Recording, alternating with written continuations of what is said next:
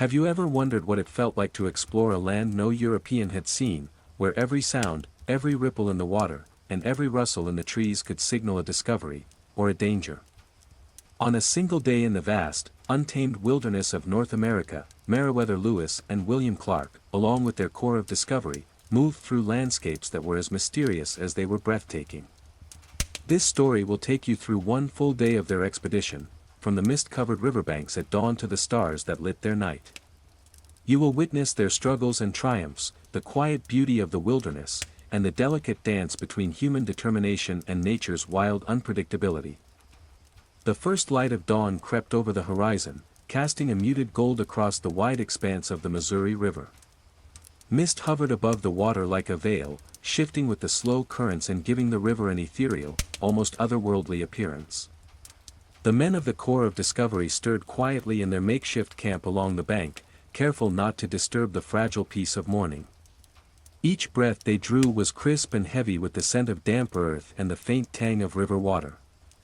Birds began their tentative calls, a chorus that seemed to announce the arrival of a day brimming with possibilities. Lewis observed the pale sky, noting the clarity of the air, the delicate streaks of pink and orange that promised fair weather, while Clark checked the positions of the canoes, ensuring each was secure and ready for the river's caprices. The river itself was both a guide and a challenge.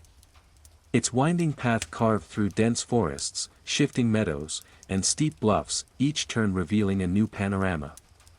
Lewis and Clark had learned to read the currents, the subtle signs of shifting sands, and the way the water's color hinted at its depth. The men prepared for the day's journey silently, their movements deliberate, honed by weeks of experience. The crackle of small fires, the rustle of blankets, and the occasional plash of a paddle against a canoe broke the hush, yet the wilderness beyond seemed to hold its breath. Across the water, the silhouette of a heron lifted from the riverbank, wings outstretched, gliding silently into the morning haze. The sight reminded the men of their purpose, to observe, to record, and to survive in this land that demanded both reverence and cunning. As the sun rose higher, the mist gradually dissipated, revealing the dense greenery of the forests lining the river. Towering oaks, elms, and cottonwoods stood like silent sentinels, their leaves shimmering with dew. Beneath them, ferns and wildflowers painted the forest floor with a palette of greens, yellows, and occasional flashes of violet. The air was alive with insects and small mammals, the scurry of a squirrel, the fleeting shadow of a rabbit, and the occasional splash of fish breaking the surface of the river reminded the explorers that life here was constant and watchful. Each step along the riverbank required attention. Rocks slick with moss and hidden roots could betray the unwary. Lewis paused to sketch the contours of the shoreline, making careful notes on the topography, the types of trees, and the patterns of animal tracks, while Clark observed the river's bends, marking potential hazards for the canoes. By mid-morning, the men had loaded the canoes and set off into the river's steady flow. The rhythmic dip of paddles created a harmony with the river's murmur, a music born of motion and water. Lewis often scanned the horizon, noting the subtle changes in landforms, while Clark, ever vigilant, kept an eye on the river's banks for signs of wildlife or landmarks that might guide them. Fish darted beneath the surface, their scales glinting like fragments of silver, and occasionally, the group spotted larger animals, deer stepping cautiously into clearings, or the distant rise of a buffalo heard along a far bluff. Each sighting brought a mixture of awe and caution. The land was full of life, yet none of it could be tamed. The men were intruders in a delicate balance that had existed for centuries, and every movement demanded respect for the wilderness surrounding them. The heat of the morning gradually gave way to a more comfortable warmth, filtered through the high canopy of the trees. Small rapids began to appear, forcing the men to maneuver with precision, the canoes twisting and gliding over submerged rocks. Lewis noted the clarity of the water in certain stretches, where the riverbed revealed stones worn smooth by centuries of flow. He made sketches and measurements, his mind cataloging each observation for the reports that would one day tell the story of this land to the outside world. Clark, ever methodical, adjusted the position of the supplies, ensuring the balance of the canoes, aware that a single misstep could lead to disaster in these unpredictable waters. The river demanded patience, observation, and constant vigilance. By late morning, the explorers had reached a wide bend where the river slowed and widened, creating a natural harbor. Here, the water reflected the sky with perfect clarity, and the surrounding forest mirrored itself in the glassy surface. The men chose this spot for a brief rest, pulling the canoes onto the bank and stepping carefully onto the soft, damp soil. The air was heavy with the scent of water lilies and wet earth, and the occasional croak of frogs punctuated the serene stillness. Lewis took this opportunity to examine the flora along the edge, noting the delicate water plants that clung to the shallows, while Clark scanned the horizon, mindful of the need to remain alert even in moments of relative calm. The river was a guide, a resource, and a teacher, offering both nourishment and caution in equal measure. The sun had climbed higher, casting strong light over the river, turning the water's surface into a dazzling mirror that reflected the clear blue sky. The core of Discovery resumed its journey, the canoes slicing smoothly through the gentle currents. Each paddle stroke required precision, for beneath the sparkling surface lurked rocks and submerged logs capable of tipping a vessel if ignored.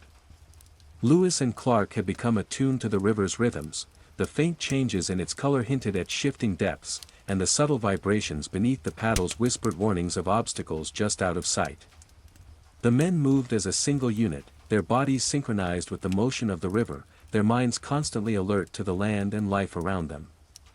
Along the banks, the forest seemed to expand endlessly, a tapestry of green punctuated by occasional bursts of color from wildflowers. Lewis paused periodically, sketching clusters of flowering plants and noting the patterns of the leaves, the texture of bark, and the habitats of the small creatures that scurried beneath. Every observation was a discovery, every note a record of the continent's vast, untamed diversity. Clark's attention remained fixed on the broader view, scanning for landmarks that might serve as navigation points or for signs of animals that could provide both sustenance and challenge. Deer tracks crisscrossed the muddy shores, and the distant cry of a hawk echoed above, reminding the men that they were not alone in this wilderness. The river's bends grew more dramatic as the day progressed. Steep bluffs rose on either side, their faces carved by centuries of water and wind, adorned with mosses and lichens that clung stubbornly to the stone. The sound of rushing water became more pronounced in certain stretches, demanding careful maneuvering.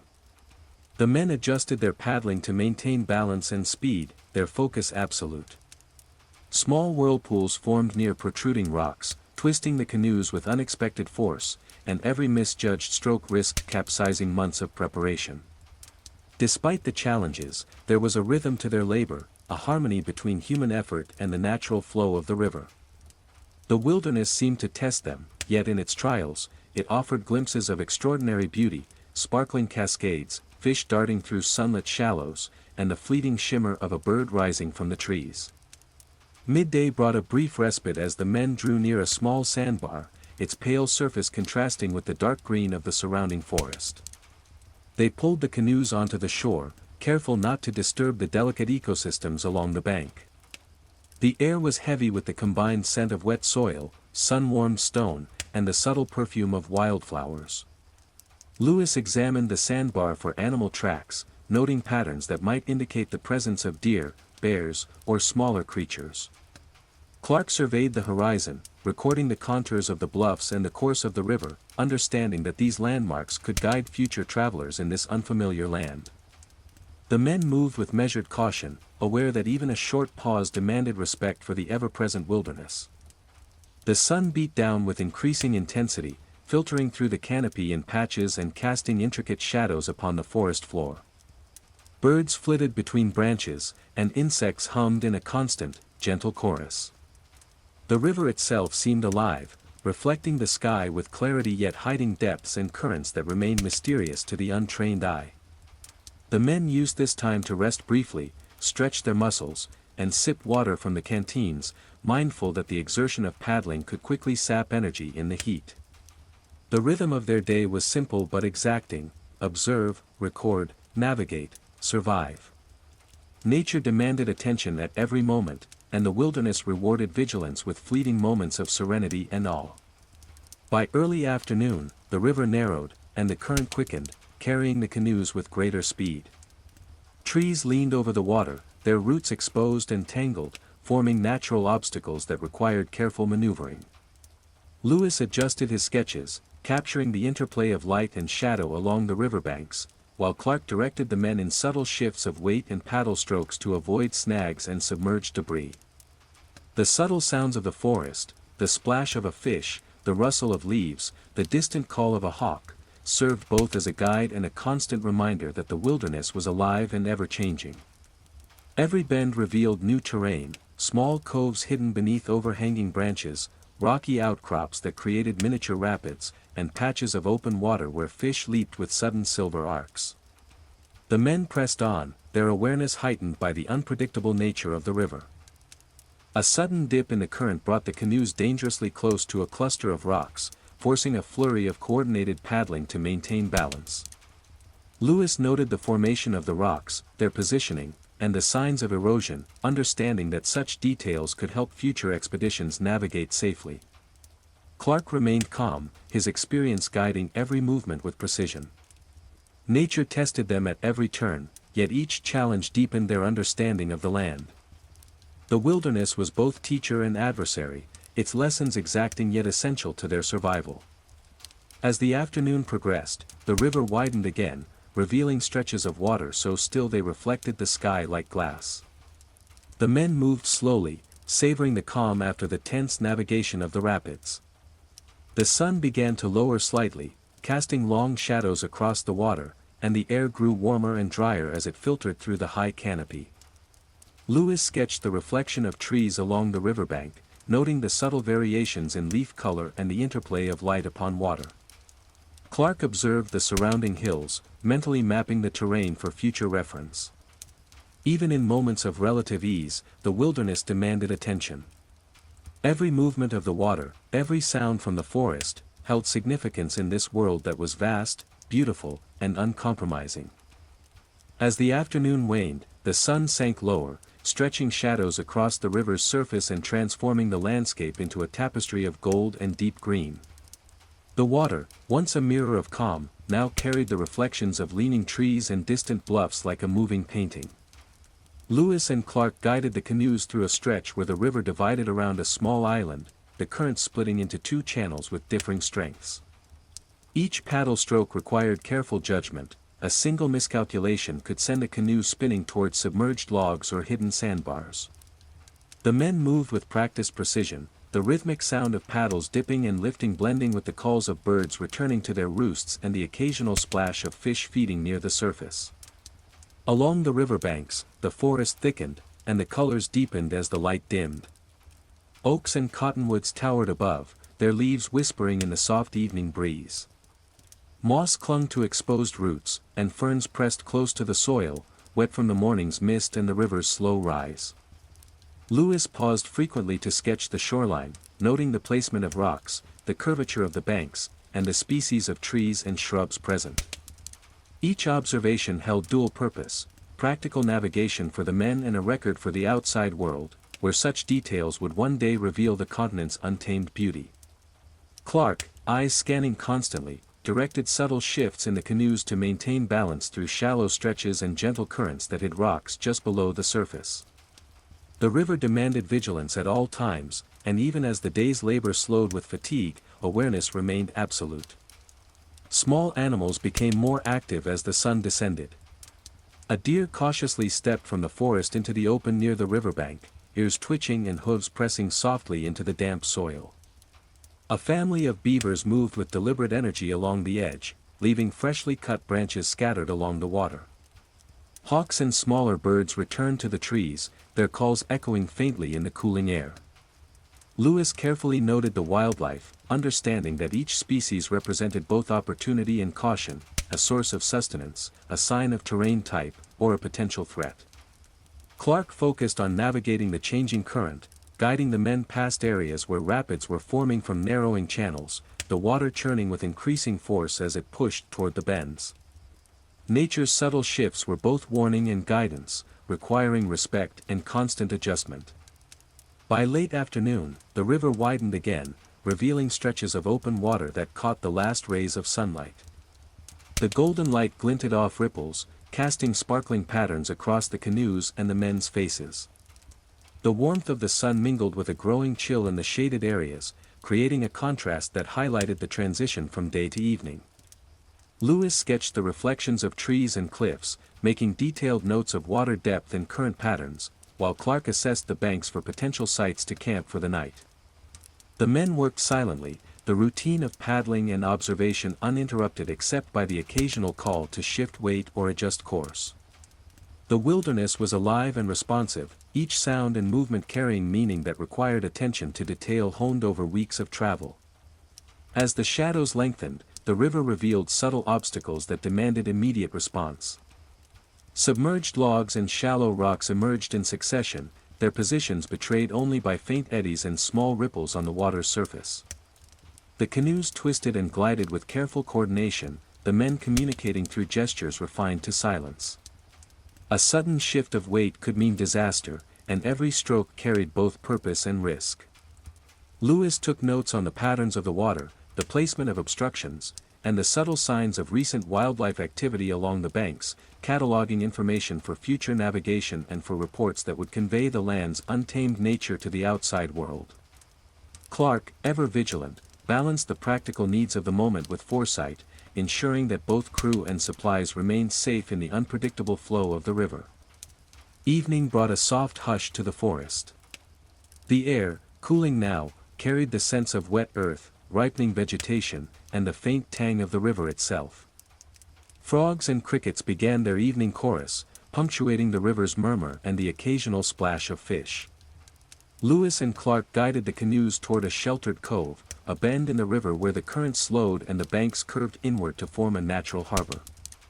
The men pulled the vessels onto the soft sand, careful not to disturb the fragile ecosystem. The fading light transformed the trees into silhouettes, and the river's surface reflected a sky transitioning from gold to deep indigo. The explorers moved with deliberate care, checking supplies, securing the canoes, and observing the land for suitable places to set their evening camp. As night approached, the wilderness seemed to exhale, the river carrying whispers of distant movement and hidden life. Lewis continued to sketch, capturing the intricate play of shadow and reflection across the water, while Clark ensured the men were settled and prepared for the approaching darkness. The forest pressed close, a mixture of reassurance and subtle menace, reminding them that in this vast and untamed land, every day demanded alertness, skill, and respect. The river had guided them through morning and afternoon, through sun and shadow, through rapids and calm stretches, teaching lessons in patience, observation, and adaptation. And as the first stars appeared above, mirrored faintly in the rippling water, the men paused for a moment of reflection, aware that this day, like so many others on the expedition, was both a trial and a revelation, a journey into the heart of the unknown. Night settled over the river like a soft, dark cloak, transforming the landscape into shadows and shapes indistinct yet full of life.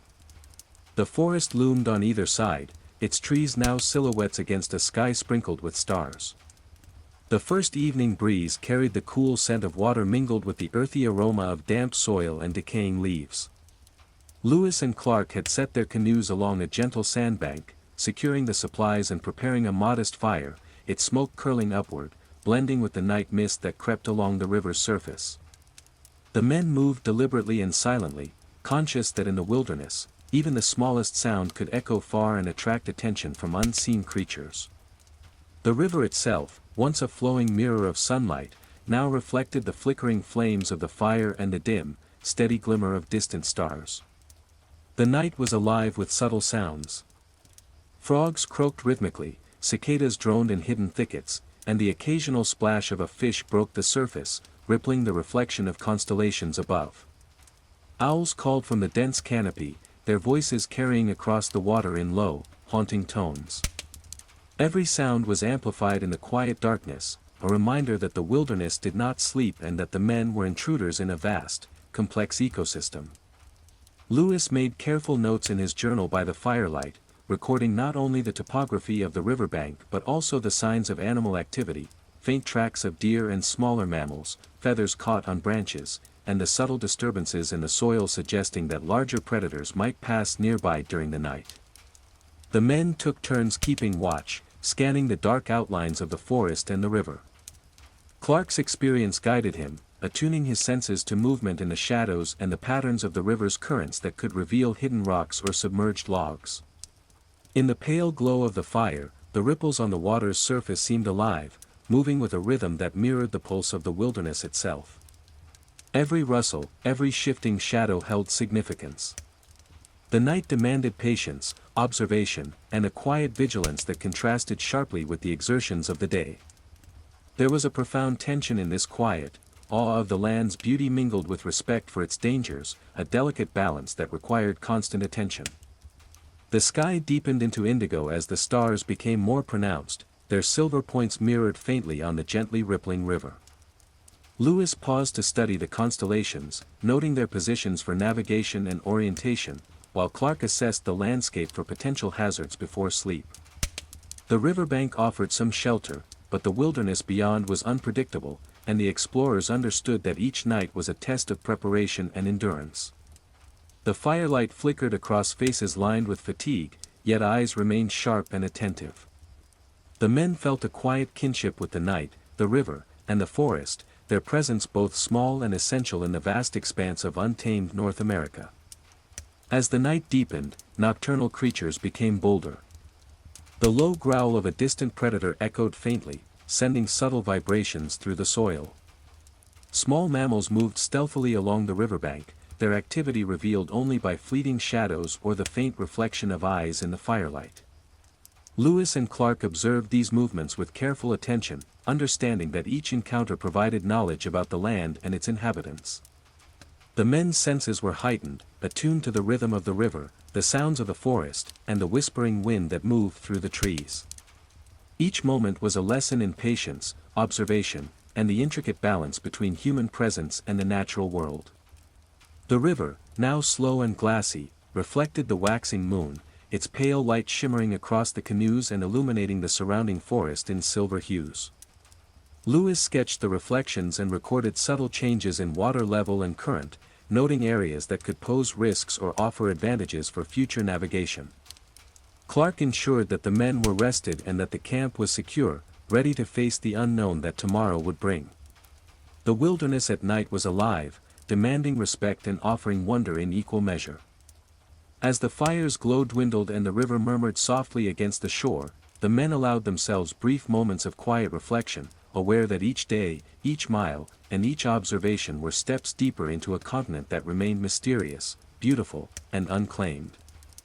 Before the first light of dawn, the river was a black ribbon, smooth and silent, reflecting only the faint glow of stars that had lingered since the night.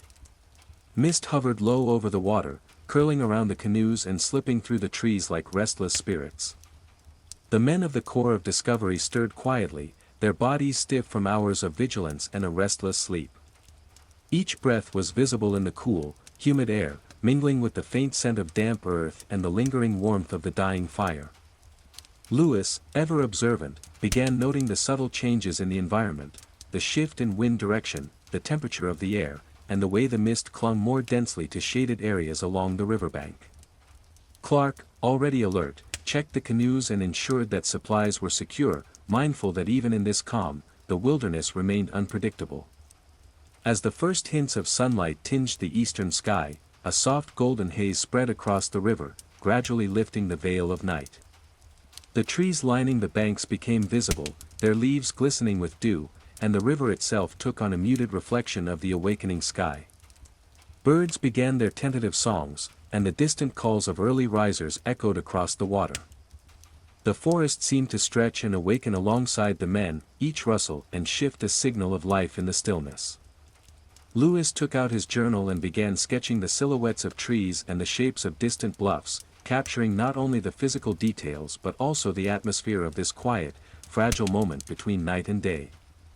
Clark, moving along the riverbank, noted the patterns of animal tracks and signs of nocturnal activity, cataloging subtle evidence of deer, foxes, and small mammals that had crossed near the camp. The mist gradually lifted as the sun climbed higher, revealing more of the river's contours. Small islands emerged from the water, their surfaces dotted with shrubs and reeds. Lewis studied the water's clarity, noting the shallow sandbars and the areas where currents twisted around submerged obstacles. Clark guided the men carefully into a stretch where the river widened, the current now gentle enough for measured progress but still demanding attention. Every paddle stroke required awareness of the hidden depths, the slight shifts in flow, and the occasional submerged log or snag that could send a canoe off course. The men moved in deliberate unison, a rhythm born of experience and necessity, blending human effort with the river's natural motion. By mid-morning, the sun had risen fully, casting a warm light across the landscape. The forest, illuminated from above, revealed its colors more vividly, the deep greens of cottonwoods and oaks, the soft browns of exposed soil, and the occasional splash of wildflowers along the banks. Fish darted beneath the surface of the water, and the occasional ripple hinted at larger creatures beneath. Lewis paused to make careful observations of the flora and fauna, noting the presence of new plant species and the patterns of animal movement along the shores. Clark, eyes scanning the horizon, marked potential landmarks, ensuring that the river's twists and turns could be retraced accurately for future travel. The wilderness, though calm in the morning light, remained alert and alive, its beauty intertwined with the necessity of constant vigilance. As the men continued along the river, small rapids began to form, their gentle roar breaking the morning quiet. Canoes tilted and glided over the shallow stones, requiring precise coordination and focused attention.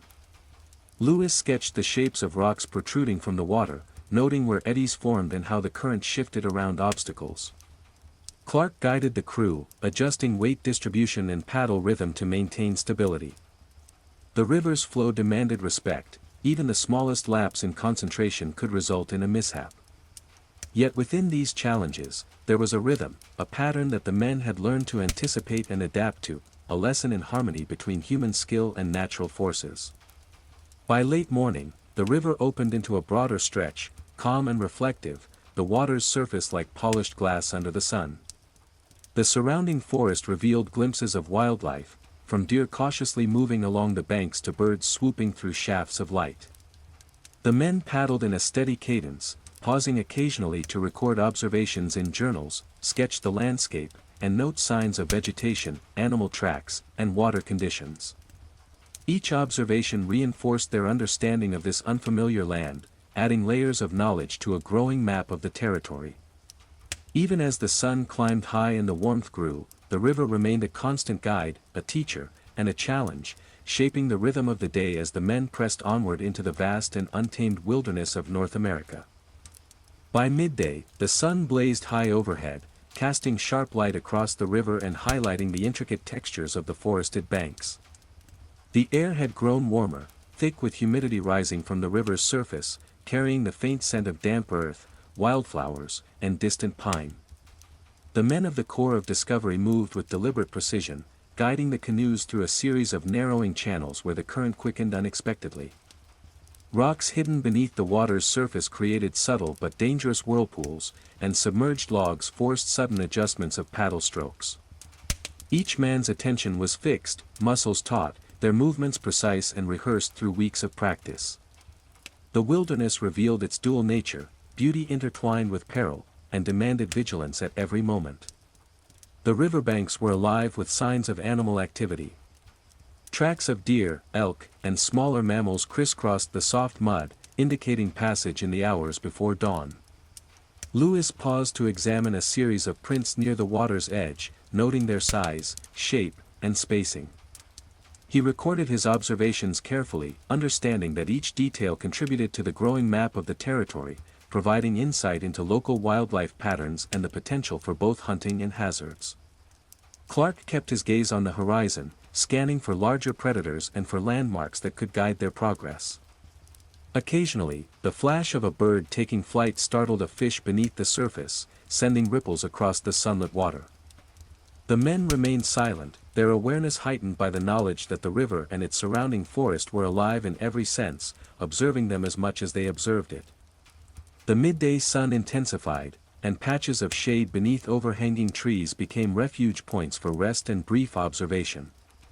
The men paused at one such bend, where the river widened into a shallow pool surrounded by tall cottonwoods and willows.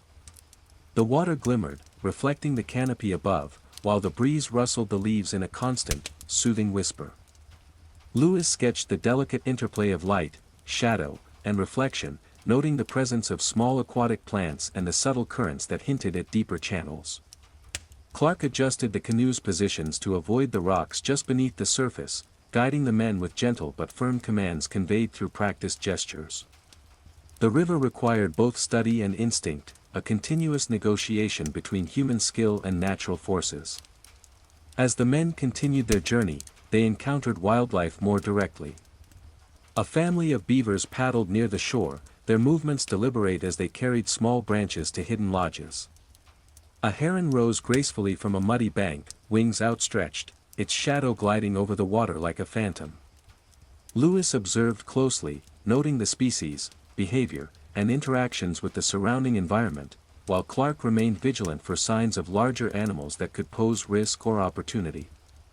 The forest surrounding the river was alive with birdsong, rustling leaves, and the distant cry of predators.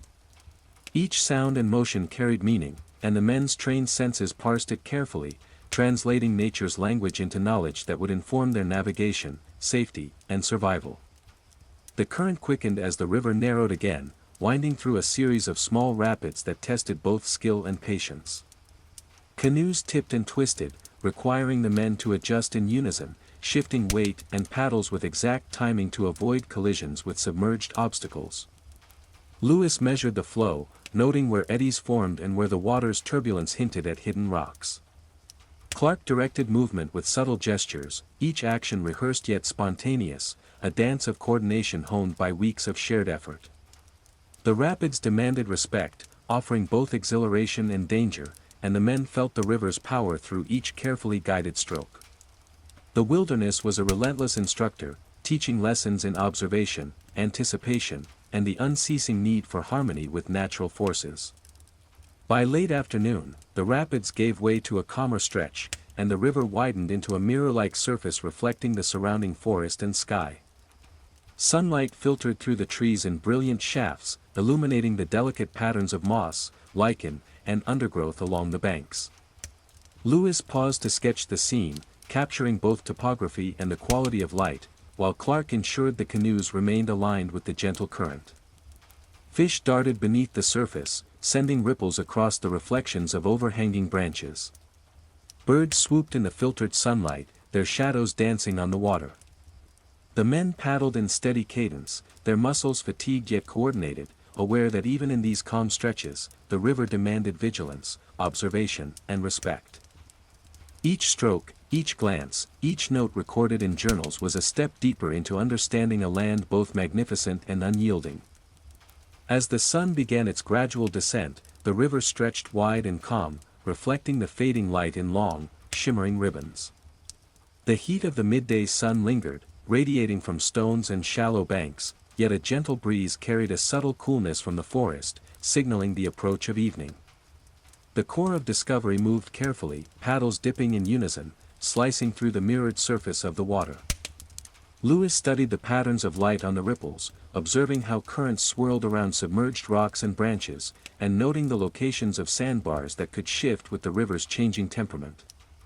Clark's gaze scanned the banks, alert to movement and the subtle signs of animal activity, the rustle of leaves, the faint disturbance of soil, and occasional shadows that hinted at wildlife hidden from immediate view. The riverbanks themselves were alive with color and motion. Mosses and ferns clung to wet soil, interspersed with wildflowers whose petals glimmered in the slanting sunlight. Birds flitted between branches, pausing briefly to call to one another, while small mammals emerged from the underbrush to forage before the evening. Lewis made careful sketches of these interactions, documenting the variety of plant life and noting patterns in the movements of animals. Every observation, no matter how small, carried importance. Tracks could indicate the presence of predators or potential game, while changes in the river's current or the positioning of sandbars could signal hazards for the canoes. Clark, attentive to both immediate safety and the broader navigation, guided the men through the narrowing stretches where rapids or hidden logs lurked just beneath the surface. A herd of deer appeared on a distant bluff, their silhouettes graceful against the late afternoon sky. They moved cautiously, pausing intermittently to survey the river and forest. Lewis noted their behavior and the terrain they occupied, understanding that each interaction offered insight into both the ecosystem and the resources available to the expedition. The men continued paddling, their rhythm steady, muscles tense yet practiced. The river demanded attention, and the forest observed in return, every rustle, ripple, and shadow a subtle reminder of the wilderness's vigilance. Even the air seemed charged with life, filled with the mingled sense of warm earth, foliage, and water, carrying the distant echo of unseen creatures moving through the brush. As the afternoon wore on, the river revealed a series of gentle rapids, their presence marked by the white froth of water swirling around submerged rocks. The canoes tilted and dipped, requiring precise coordination among the men to maintain balance and momentum. Lewis measured the flow, noting where the currents converged and diverged, while Clark directed the team with practiced gestures, shifting weight and adjusting paddle strokes to navigate safely. The rapids tested not only physical endurance but also the men's ability to interpret subtle signals from the river. A ripple, a color change in the water, or the way currents met at an angle could mean the difference between safe passage and a collision with hidden obstacles. Each challenge was a lesson, each maneuver an exercise in harmony with the forces of nature. By late afternoon, the rapids gave way to a stretch of open, slower-moving water, and the golden light of the descending sun illuminated the river in a warm glow. Lewis paused to record detailed sketches of the surrounding forest, noting species of trees, undergrowth, and signs of wildlife along the banks. Clark assessed potential sites for evening camp, looking for sheltered coves where the current was gentle and the banks provided some protection from wind and predators. Fish leapt intermittently, sending ripples across the water, while birds returned to roost among the treetops, their calls echoing faintly across the calm river. The men paddled in steady cadence, aware that as the day neared its close, vigilance remained essential, for the wilderness offered beauty and danger in equal measure. Each observation, each stroke of the paddle, and each glance at the surrounding land and water was a step toward understanding this vast, untamed land. As the sun began to dip toward the western horizon, the river was bathed in a soft, golden light that shifted rapidly into amber and rose, turning the water into a flowing canvas of warm hues. The forest along the banks, once vivid green in the midday sun, now appeared as a tapestry of deep shadows and glowing highlights, the shapes of trees elongated and softened by the slanting rays. Lewis and Clark guided the canoes carefully, paddles moving with practiced precision, aware that the approaching evening light could obscure submerged rocks and sandbars. The river's current, though calmer than earlier rapids, still required attention, for even gentle eddies could tip a canoe if met with inattention.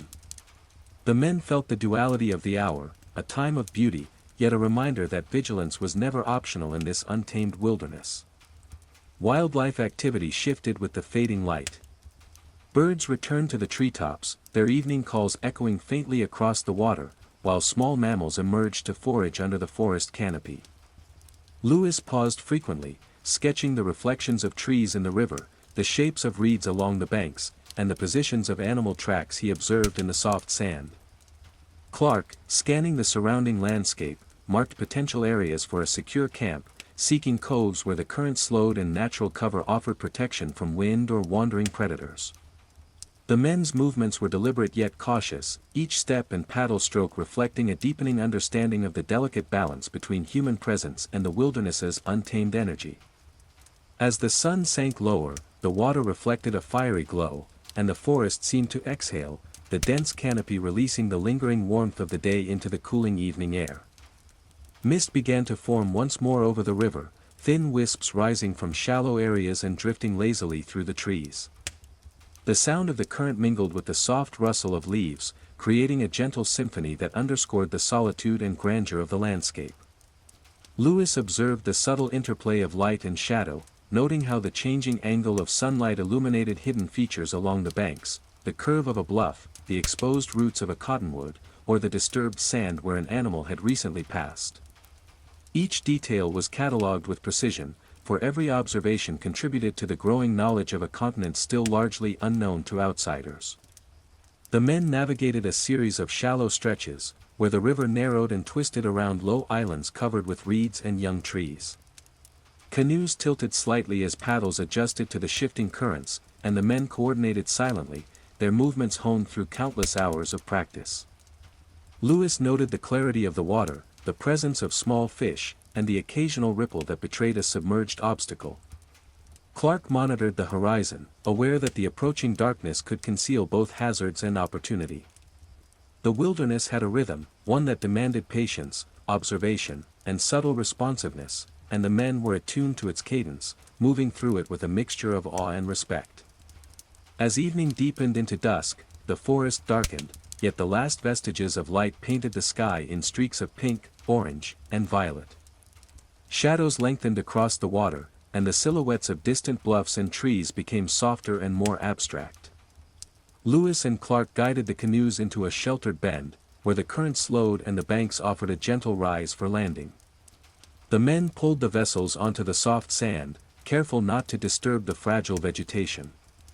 The air cooled quickly, carrying the earthy scent of the river, wet foliage, and the faint perfume of wildflowers still clinging to the forest floor. Birds quieted, and nocturnal creatures began their calls, frogs croaking rhythmically, insects droning softly, and the occasional splash of a fish breaking the surface. The day's exertions left the men weary, yet attentive, aware that even in rest, the wilderness demanded respect and understanding. With the canoes secured and supplies checked, the men allowed themselves a brief pause to absorb the beauty of the hour. The river reflected the fading colors of sunset, broken only by gentle ripples, while the forest exhaled in quiet whispers. Lewis recorded the final observations of the day, noting light, water patterns, and animal activity, while Clark surveyed the surrounding terrain for the safest spots to pitch temporary shelters. The interplay of light and shadow, movement and stillness, created a fragile harmony in which the men found both awe and perspective. In these final moments before night fully descended, the wilderness revealed itself as both teacher and companion, a living, breathing landscape that demanded skill, patience, and profound respect, shaping every step, stroke, and glance of those who dared traverse its waters. Night had fully descended, enveloping the river in a soft darkness that muted the shapes of trees and cliffs into shadowy outlines. The air had cooled, carrying the damp scent of the river, moss, and forest floor.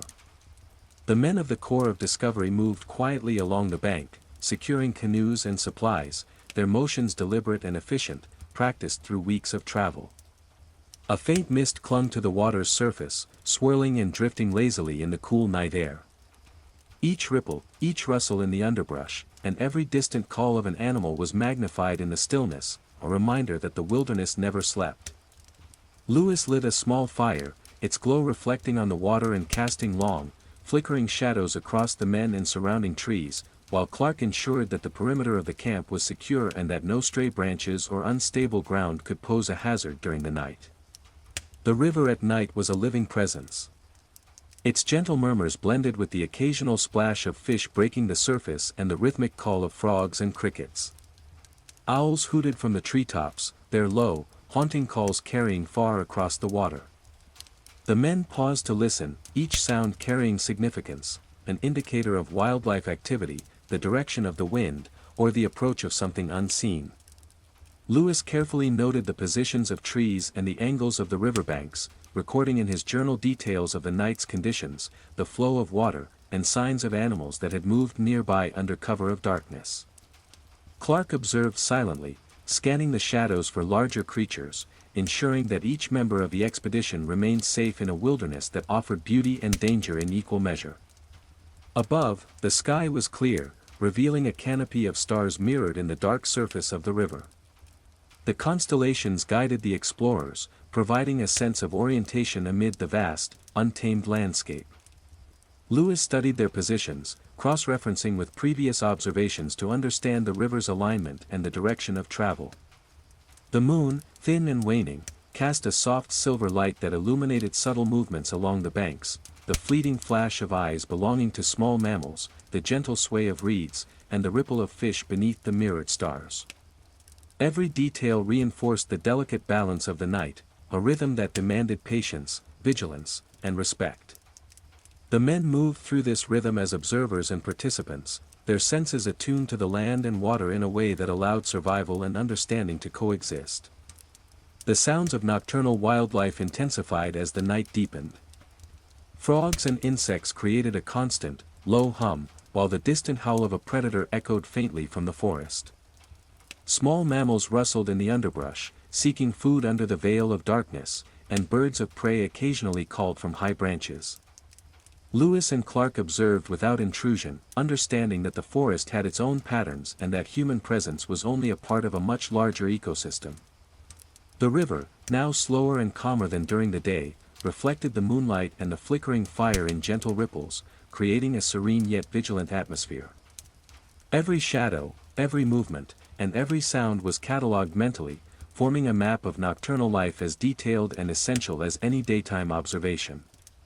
As the night wore on, the fire's glow diminished, leaving the men in near darkness, save for the reflection of stars upon the water. Lewis made final notes in his journal, recording the subtle changes in wind, temperature, and the movement of wildlife along the river. Clark checked the canoes and supplies once more, ensuring that the men could rest safely while remaining ready to respond to any sudden disturbance. The wilderness at night revealed a profound stillness, punctuated by life's quiet stirrings, reminder that even in rest, observation and respect were essential. The river, the forest, and the night sky together created a living landscape, majestic, untamed, and endlessly instructive. As the men settled for brief rest, the subtle pulse of the river and the whisper of the forest became a lullaby, carrying the day's labor into memory while hinting at the mysteries awaiting with the dawn. Before the sun fully cleared the horizon, a soft, pale light crept across the river, painting the mist in delicate hues of lavender and silver. The water, still and reflective from the night, mirrored the awakening sky, creating a seamless blend of river and clouds. The men of the Corps of Discovery stirred from brief rest, muscles stiff yet responsive after the night's vigilance. Lewis moved first, unrolling his journal and studying the subtle changes in the river's flow and the positions of trees and shrubs along the banks. Clark checked the canoes and supplies, ensuring that nothing had shifted during the night, and scanned the surrounding forest for signs of recent wildlife movement. Even in this quiet hour, the wilderness demanded attention, each sound or motion holding meaning that could guide, warn, or inform.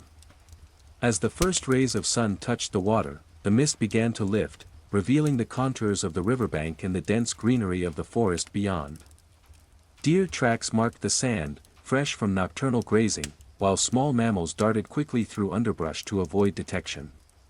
Lewis sketched the delicate outlines of plants glistening with dew, noting their species and distribution, while Clark identified subtle changes in the riverbed, small sandbars that had shifted overnight, rocks that now protruded slightly more, and shallow areas where currents converged unexpectedly.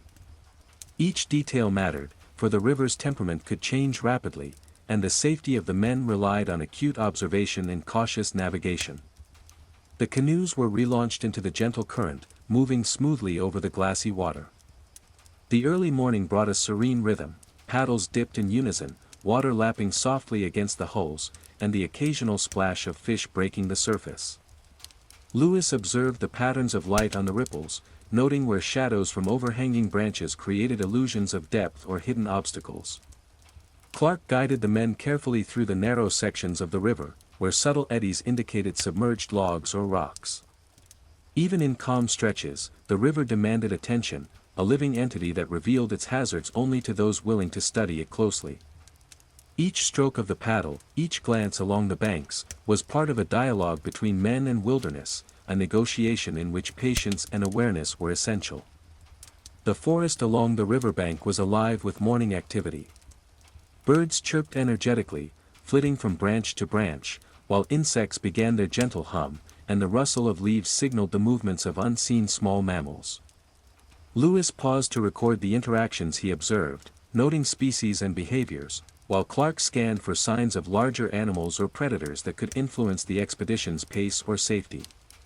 The light highlighted subtle features of the landscape, the curve of a bluff, the texture of moss on rocks, and the delicate arrangement of ferns along the water's edge. Nature revealed its complexity in every detail, and the men absorbed it with a blend of curiosity, caution, and reverence. As the morning progressed, the river narrowed and the current strengthened slightly, creating gentle rapids that required precise coordination. The canoes tilted subtly as the men adjusted weight and paddles to navigate the changing flow. Lewis measured the speed and direction of the water, noting areas where small whirlpools formed, while Clark ensured the crew maintained balance and avoided submerged hazards. The rapids were not threatening, yet they reminded the men that the river was alive and that every stretch demanded respect. Fish darted through the clear water, and birds swooped along the banks, their sudden movements punctuating the steady rhythm of paddling. Each bend of the river revealed new perspectives, small variations in terrain, and fresh evidence of the wilderness's unceasing vitality. By mid-morning, the river opened into a wider stretch, calm again but alive with reflections of the rising sun and surrounding forest. Lewis continued to make detailed sketches, capturing both topographical features and the play of light and shadow on water and foliage. Clark noted the positions of landmarks, potential stopping points, and subtle changes in the river's flow that could influence navigation later in the day. The men moved steadily, aware that even in this serene stretch, the river remained a teacher of patience, observation, and adaptability. The wilderness, with its combination of beauty and challenge, guided the rhythm of the day, shaping the explorers' actions and thoughts as they pressed onward into the uncharted landscapes of North America. By late morning, the sun had climbed high, casting sharp reflections on the river and illuminating every detail of the surrounding forest. The air was thick with warmth, the scent of damp soil and ripening vegetation mixing with the faint tang of the river. The men of the Corps of Discovery moved with steady, coordinated strokes, guiding their canoes through a series of twists and gentle rapids that tested both attention and endurance. Lewis observed the flow carefully, noting subtle changes in current and water depth, while Clark ensured the crew maintained balance and avoided submerged rocks or shifting sandbars. Each moment required focus, for even minor misjudgments could result in disruption or delay, and the wilderness tolerated no negligence. The riverbanks were alive with activity. Birds called loudly from treetops, their movements accentuated by shafts of sunlight filtering through the canopy. Small mammals scuttled among roots and underbrush, leaving faint tracks in the soft sand. Occasionally, a fish broke the surface with a sudden splash, sending ripples that distorted the reflections of trees and sky. Lewis paused to sketch these observations, carefully noting the types of plants lining the banks, the density of foliage, and the subtle signs of wildlife presence. Clark continued to scan the horizon and the water, marking landmarks and changes in terrain, aware that the expedition's survival depended on knowledge of both the river's behavior and the surrounding forest ecosystem. The river's current increased slightly as the men approached a narrowing stretch bordered by exposed rock faces. Submerged logs and small whirlpools created unpredictable movements, requiring swift coordination and precise paddle strokes. Lewis noted the patterns of flow, mapping the interaction of water and obstacles, while Clark adjusted the team's position to maintain stability. The canoes tilted and shifted in response to the subtle forces of the river, and the men leaned instinctively, anticipating eddies and currents that could otherwise disrupt their path. This delicate negotiation between human skill and natural power reinforced the ongoing lesson: the river was a living, ever-changing force, to be respected, studied, and navigated with care. As the sun reached its zenith, the forest's colors appeared more vivid than ever. The deep greens of oaks and cottonwoods contrasted sharply with the pale yellows of grasses along the banks, while clusters of wildflowers added splashes of color. Lewis recorded these visual contrasts, noting the variations in vegetation with attention to how soil, light, and water levels influenced growth patterns. Clark's focus remained practical, observing potential hazards, shallow spots, and areas where currents converged unexpectedly. Wildlife continued to reveal itself in fleeting movements, deer cautiously grazing in distant clearings, beavers working near the shore, and occasional hawks gliding overhead. Every observation was catalogued, transforming the wilderness from a mere obstacle into a complex, interpretable system. The rapids gradually subsided, and the river opened into a wider, slower-moving channel. The men used this calmer stretch to recover some energy, paddling in a measured rhythm that allowed for simultaneous observation and recording. Lewis examined the water for aquatic plants and small fish, noting patterns in their distribution, while Clark evaluated the banks for potential stopping points should the current increase or obstacles arise. The interplay of light and shadow on the water revealed subtle changes in depth, and the reflection of the forest offered clues about submerged rocks or protruding roots. Even during moments of apparent ease, the river required respect. Its placid surface could conceal hidden challenges, and the men remained alert, aware that survival and discovery were inseparable. By early afternoon, the sun shone directly overhead, casting a bright clarity on the river's surface and the surrounding forest. The warm light highlighted textures previously unnoticed, the delicate pattern of moss on stones, the intricate veining of leaves, and the subtle shifts in soil along the banks. Lewis sketched rapidly, capturing both detail and spatial relationships, while Clark guided the men with quiet precision, ensuring the canoes remained balanced and on course. Fish continued to dart beneath the surface, birds wheeled above, and occasional ripples indicated larger creatures moving just out of sight. Each observation, each careful maneuver, reinforced the expedition's growing understanding of the complex interplay between river, forest, and wildlife, as the men pressed onward, inching deeper into the untamed heart of North America. As the afternoon waned, the sun shifted lower in the sky, casting long shadows across the river and transforming the landscape into a tapestry of muted gold and deep green. The warmth of midday persisted, but a subtle cooling began to creep into the shaded areas beneath overhanging trees. The men of the Corps of Discovery maintained a steady rhythm, paddling carefully through sections where the river narrowed and currents twisted unexpectedly. Submerged logs and shifting sandbars demanded constant attention, and even slight miscalculations could tip a canoe or send supplies tumbling into the water. Lewis studied the flow with acute focus, noting where eddies formed and where water depth varied, while Clark guided the team with subtle gestures, ensuring that coordination remained precise and seamless. Signs of wildlife activity intensified as the day progressed toward evening. Faint rustling along the banks indicated the presence of deer or elk cautiously approaching the water.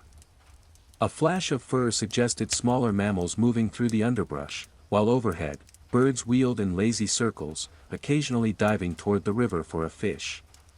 Lewis paused to sketch these observations, cataloging animal tracks, grazing patterns, and the subtle signs of predatory presence, understanding that each detail could influence both safety and the expedition's ability to find food. Clark remained alert for more immediate threats, scanning the shadows for larger predators that might approach unnoticed. The forest seemed to hum with life, its energy more palpable as the sun's rays angled through the canopy, illuminating patches of undergrowth and revealing the contours of the terrain. The river itself began to shift subtly, currents strengthening in some areas while slowing in others. Lewis measured these changes, noting how the water swirled around exposed rocks and how shallow sections could shift the canoes unexpectedly. Clark adjusted the men's paddling in response, their movements synchronizing with the river's subtle rhythm.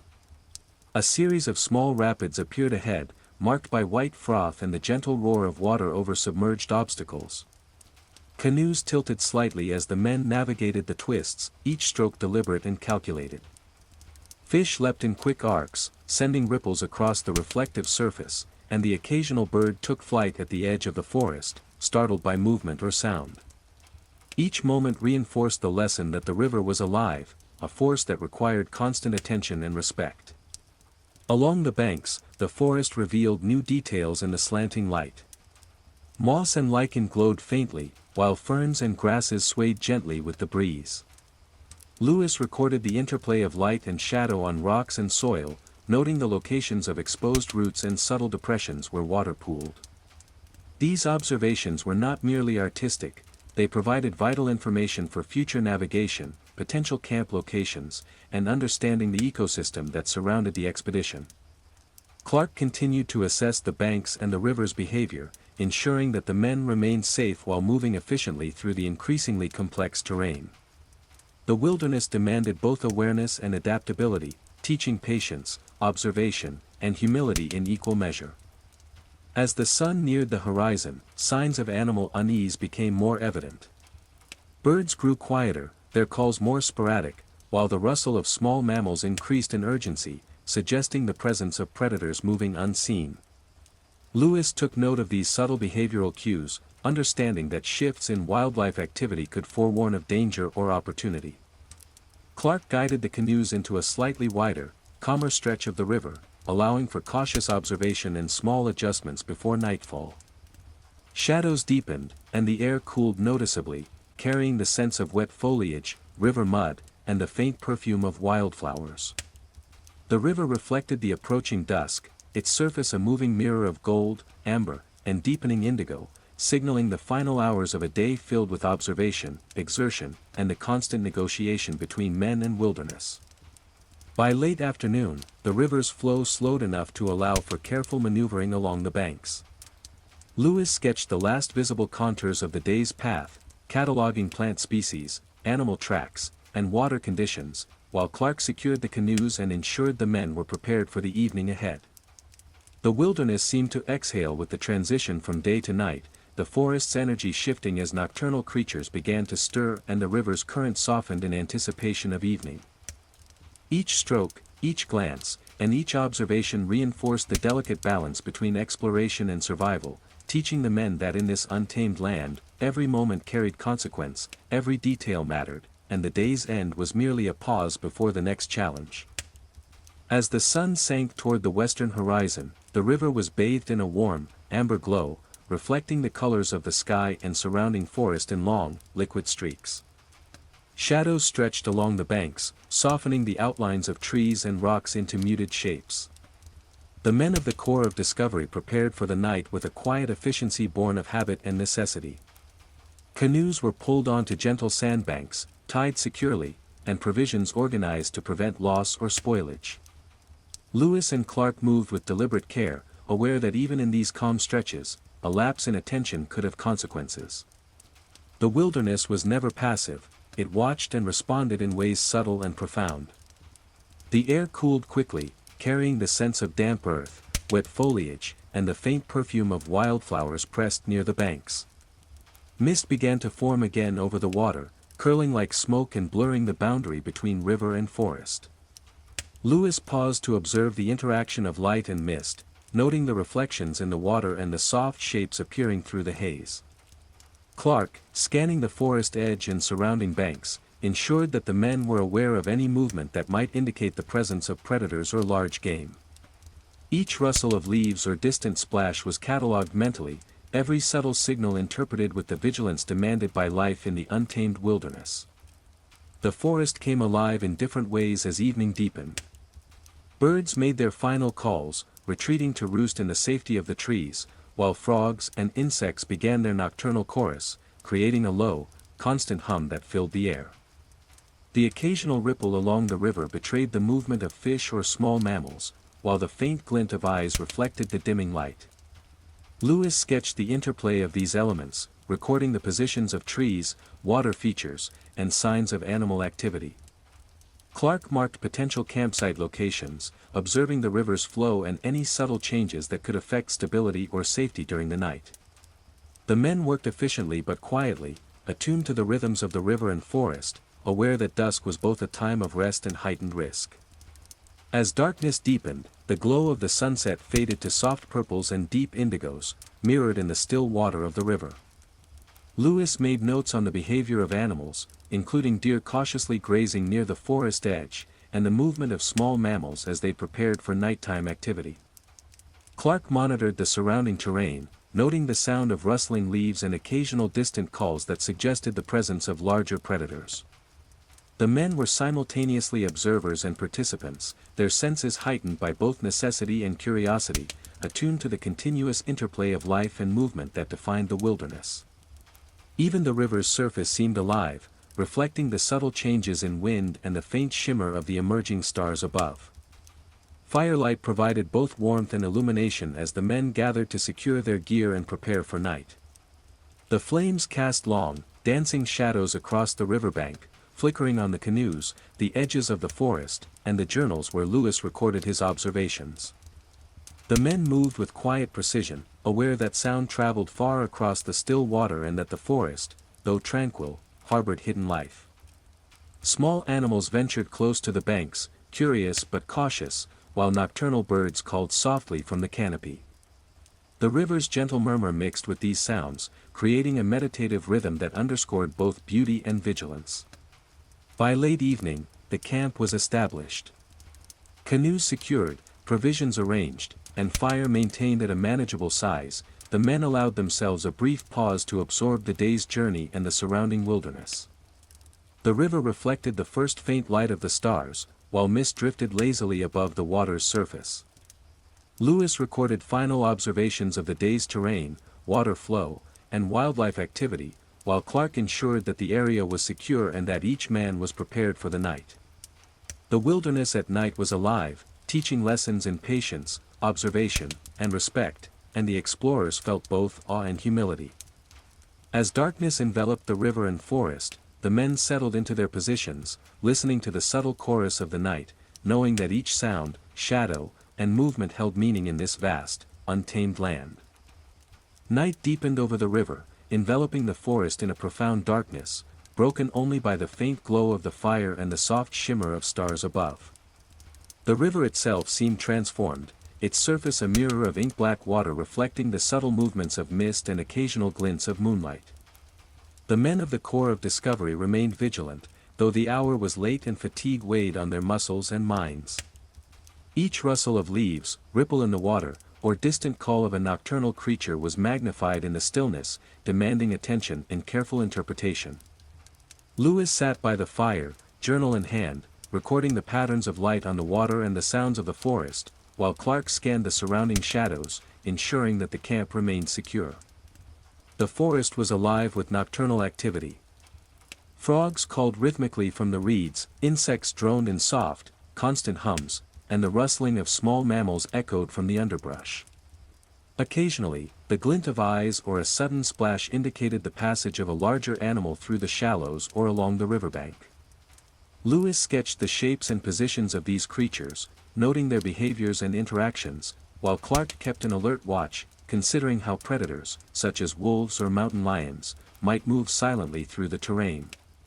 The men moved with quiet precision, conscious of the fragility of their presence in a wilderness that was both magnificent and merciless. The river, now calm and wide, carried the reflections of stars across its surface, broken only by small ripples from nocturnal fish or drifting leaves. Lewis observed the subtle patterns created by the moonlight on the moving water, noting how currents swirled gently around submerged obstacles and sandbars. Clark adjusted the positions of canoes and gear to prevent accidental tipping or movement, aware that even the softest disturbance could attract unwanted attention or create a hazard. Every detail, from the shape of a wave to the direction of the wind, was recorded mentally or in journals, building a mental map of the river and forest that would guide them in the coming hours. As the night deepened, the sounds of predators became more evident. The distant howl of a wolf echoed across the water, followed by the faint rustle of leaves suggesting movement in the trees. Deer moved cautiously along the banks, their eyes reflecting the firelight briefly before disappearing into the shadows. Birds of prey called softly from high branches, their nocturnal vigilance contrasting with the daytime activity that had seemed so constant. Lewis noted the subtle changes in behavior, understanding that these patterns were part of a complex ecosystem in which every species, predator or prey, followed the rhythm of the night. Clark remained silent, interpreting the signals of the wilderness to ensure the safety of the men and the stability of their camp. The fire's glow diminished slightly, its warmth fading as the night air cooled, leaving the men to rely more on sight and sound. Mist drifted across the river, curling and rising like smoke, partially obscuring the bank and creating shifting shapes that demanded careful interpretation. Lewis recorded the positions of the mist, its effect on visibility, and the way it interacted with moonlight and shadows. Clark adjusted positions along the camp, ensuring that canoes and gear were secure and that the men could rest while remaining ready to respond to any sudden disturbances. The wilderness at night was a living lesson in vigilance, observation, and patience, its beauty inseparable from its danger. As the hours passed, the men allowed brief periods of rest while remaining alert to the subtle cues of the nocturnal world. The river whispered its constant flow, the forest murmured softly with unseen movements, and the stars above provided a faint, steady guide in the darkness. Lewis and Clark absorbed the night with a mixture of awe and caution, understanding that survival and discovery depended equally on attention to detail and respect for the untamed land. Every ripple, every rustle, and every shadow held meaning, and in these quiet hours, the men deepened their knowledge of a wilderness both harsh and magnificent, a land that demanded understanding, patience, and humility at every turn. Before the first rays of the sun fully pierced the horizon, the river lay wrapped in a quiet, silver mist. The night's coolness lingered in the air, clinging to the leaves and coating the damp earth along the banks. Lewis stirred first, unrolling his journal and sketching the faint outlines of the forest and the river as they appeared through the veil of morning fog.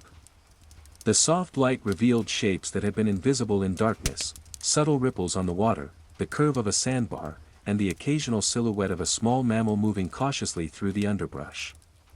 Clark moved with equal care, checking the canoes and ensuring that gear had not shifted during the night. The men's movements were deliberate, measured, as they prepared to begin a new day in the untamed wilderness. The forest slowly awakened with the sunrise. Birds called energetically from treetops, their songs filling the cool morning air, while insects hummed softly, and frogs called from the reeds along the river's edge.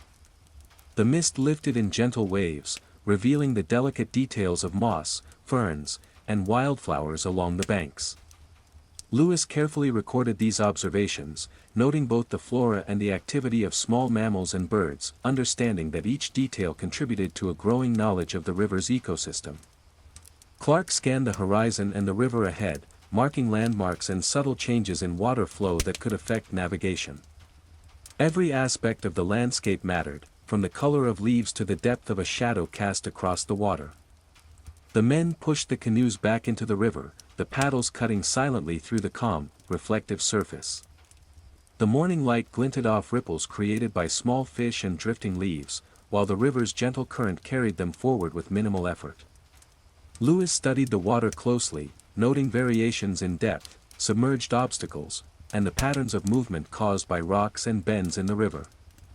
Clark guided the canoes along the safest path, adjusting the crew's positions to respond to changes in flow or the unexpected appearance of shallows or eddies. Even in this serene morning stretch, the river demanded attention, revealing both beauty and potential hazards to those who passed through it. Wildlife activity increased with the rising sun. Deer cautiously grazed near the forest edge, their ears flicking at every sound, while birds swooped and called energetically above the river. Fish darted just beneath the surface, and the occasional ripple suggested the presence of small mammals exploring the banks. Lewis sketched rapidly, cataloging species, positions, and interactions, noting how the morning light revealed new details previously hidden in shadows. Clark, attuned to both immediate and distant signs of wildlife, interpreted these subtle signals, understanding that they indicated both potential resources and threats. The wilderness was a living entity, teaching lessons in observation, patience, and anticipation with every movement, sound, and shift of light. As the sun climbed higher, the mist dissipated completely, revealing the forest in crisp detail. Trees along the banks displayed intricate patterns of bark and leaf, while the river reflected the sky and surrounding greenery like a polished mirror. Lewis made detailed sketches of topography, vegetation, and water patterns, noting the potential locations for future stops or observation points. Clark guided the canoes through a series of shallow stretches, adjusting for submerged logs and slight changes in current. The rhythm of paddling and observation created a sense of harmony between men and river, a continuous negotiation of effort, skill, and awareness. The wilderness demanded respect, yet rewarded diligence with insight, discovery, and the quiet satisfaction of understanding a land still largely unknown. By mid-morning, the river widened and slowed, offering a brief period of calm reflection. Lewis recorded the contours of the banks and the positions of notable trees, while Clark ensured the men maintained focus on navigation and safety. Birds called and insects hummed, while fish broke the surface intermittently, sending delicate ripples across the water.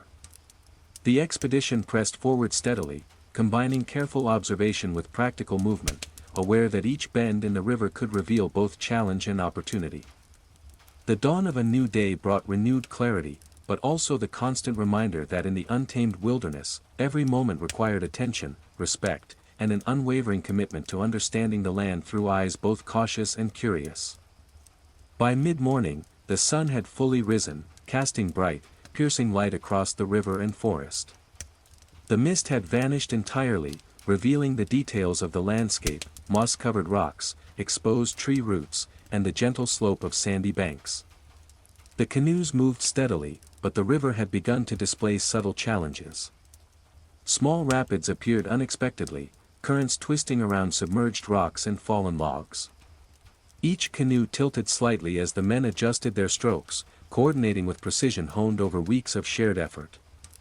Lewis observed the patterns of flow, noting areas where eddies formed and where currents converged, while Clark guided the team, ensuring the men responded promptly to every shift in water. Wildlife activity reflected the new energy of the morning. Deer grazed at the edge of the forest, their heads flicking nervously as they detected the faint vibrations of movement along the riverbank. A family of beavers worked industriously near a small tributary, carrying branches to their hidden lodges. Birds swooped and called, some rising from the canopy in startled flight as the canoes passed. Lewis paused frequently, making sketches and detailed notes of these interactions, recording not only species but behaviors and their relationship to the surrounding landscape. Clark scanned ahead for obstacles and changes in the current, using both experience and instinct to anticipate the river's shifting challenges. The river presented subtle tests of skill. A shallow stretch forced the men to lift paddles higher and adjust weight distribution in the canoes to avoid scraping the bottom. Lewis measured water depth and current speed, mentally mapping each obstacle, while Clark ensured the crew maintained alignment and balance. Fish darted beneath the surface, disturbing the reflections of the forest in fleeting ripples, and birds perched momentarily on overhanging branches, observing the intrusion before taking flight. Every movement, sound, and ripple became part of a continuous observation, each noted detail adding to the growing understanding of the river as a living, dynamic system that required both respect and responsiveness. The forest along the banks revealed hidden complexity under the morning light. Sunlight filtered through leaves in a dappled pattern, illuminating ferns, wildflowers, and the subtle textures of bark and moss. Lewis sketched these elements carefully, noting how the river's flow influenced vegetation patterns and how signs of animal activity, tracks, nibbled plants, disturbed soil, offered insight into the ecosystem. Clark remained alert to distant sounds, the rustle of leaves that might indicate the passage of a predator, the splash of a fish breaking the water, or the call of birds signaling movement in the canopy. Even in moments of relative calm, the river and forest demanded vigilance, rewarding careful observation with knowledge and foresight. As the morning progressed, the river narrowed into a twisting channel bordered by low cliffs and overhanging trees. Submerged branches and rocks created small eddies and whirlpools, requiring precise coordination and anticipation. The canoes tilted and swayed slightly as paddles adjusted, muscles tense yet fluid in practiced response. Lewis noted the interaction of water with obstacles, recording patterns that could inform future navigation, while Clark guided movement, anticipating shifts in current and subtle changes in water depth. Fish leapt sporadically, birds swooped low, and the occasional rustle of small mammals indicated life hidden in the underbrush. The interplay of motion, sound, and reflection created a dynamic, ever-changing environment, teaching patience, skill, and observation with every stroke. By late morning, the river returned to a slower, calmer stretch, allowing the men brief respite and opportunity to observe more closely. Lewis sketched the layout of banks, the positions of large rocks, and signs of animal activity, while Clark evaluated potential stopping points or areas for brief rest. Birds called energetically, darting between branches and over the water, while fish broke the surface in sudden flashes. The forest exuded a quiet vibrancy, every rustle and ripple a signal to interpret. The day, though still young, had revealed the delicate balance of movement, attention, and interaction required to navigate the river and coexist with the wilderness. Every observation reinforced the lessons of patience, care, and continuous awareness that defined the core of Discovery's journey through this untamed land. As the sun rose to its zenith, the river glistened under the intense light, transforming its surface into a dynamic mirror of blues, greens, and golds. The men of the Corps of Discovery maintained steady paddling, muscles straining under the effort, yet eyes constantly scanning the river, banks, and forest beyond. Lewis paused frequently, taking note of the wildlife activity along the banks. Deer grazed cautiously in small clearings, ears flicking at every sound. A family of beavers moved along a side channel, carrying branches to their lodge, while birds wheeled overhead, their sharp cries punctuating the soft hum of insects. Each movement, each pattern, told a story of the ecosystem, and Lewis recorded these meticulously, sketching not only species but the relationships between them and the landscape they inhabited. Clark's attention was split between the river and the surrounding forest. He guided the men through areas where currents swirled unexpectedly or where shallow stretches threatened to snag the canoes. The river had a rhythm of its own, responding to hidden rocks, submerged branches, and shifting sandbars, and Clark adjusted the team's paddling in sync with its subtle changes. Fish darted in clear patches, disturbing reflections of overhead trees, while occasional frogs and small mammals revealed themselves at the water's edge. Every sound and movement was catalogued mentally, a constant exercise in vigilance and understanding. The wilderness, alive in both motion and pattern, demanded respect, and the men absorbed its lessons in real time, blending observation with navigation.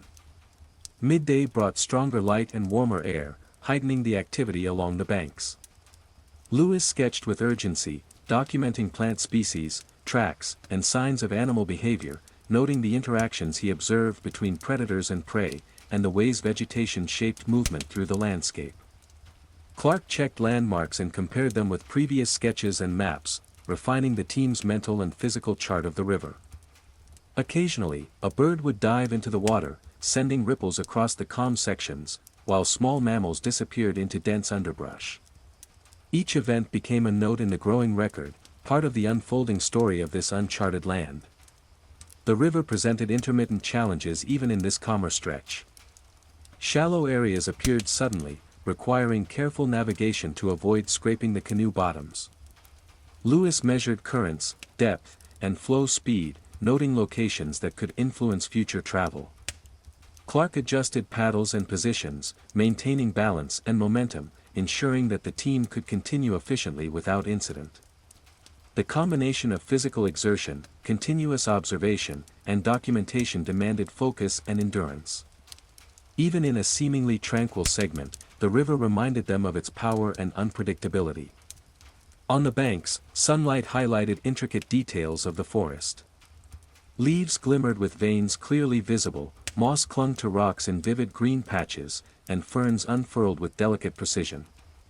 Lewis captured these observations, noting soil moisture, plant density, and evidence of wildlife activity such as footprints, chewed bark, or displaced stones. Birds called and darted between branches, while insects hummed in continuous rhythms. Clark observed the wider terrain, identifying natural features that might serve as reference points for mapping or as potential campsites. The interplay between the river, forest, and wildlife created a living map, each detail contributing to an ever-developing understanding of the environment. By early afternoon, the river widened and slowed, offering a momentary respite from more challenging currents. Lewis reviewed previous sketches and notes, consolidating observations into organized entries in his journal, while Clark reflected on the course of the river, refining landmarks and directional markers. Birds soared lazily in the clear sky, fish broke the surface sporadically, and the forest hummed with the quiet energy of midday. The men moved with a combination of practical rhythm and observational diligence, knowing that each stroke of the paddle, each glance at the landscape, and each note recorded in their journals brought them closer to comprehending the vast, untamed wilderness through which they traveled.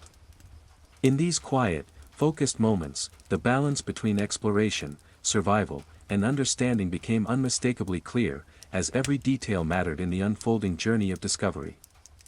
As the sun began its slow descent toward the western horizon, the river took on a richer, warmer tone, reflecting streaks of gold, amber, and faint violet across its surface. The men of the Corps of Discovery moved steadily, guiding the canoes with precise, practiced strokes, each paddler attuned to the rhythm of the current and the subtle shifts in water flow. The earlier calm of midday had given way to gentle eddies and occasional shallow stretches, requiring careful navigation. Lewis observed patterns of flow with meticulous attention, noting where the water swirled around submerged rocks and where small whirlpools formed. Clark monitored the river ahead, adjusting positions and weight distribution in the canoes to maintain balance and ensure a safe approach to the riverbank. Wildlife activity shifted noticeably with the waning light. Birds called less frequently, their movements more deliberate, while deer and elk moved cautiously along the forest edge, alert to unseen predators and the distant hum of the river.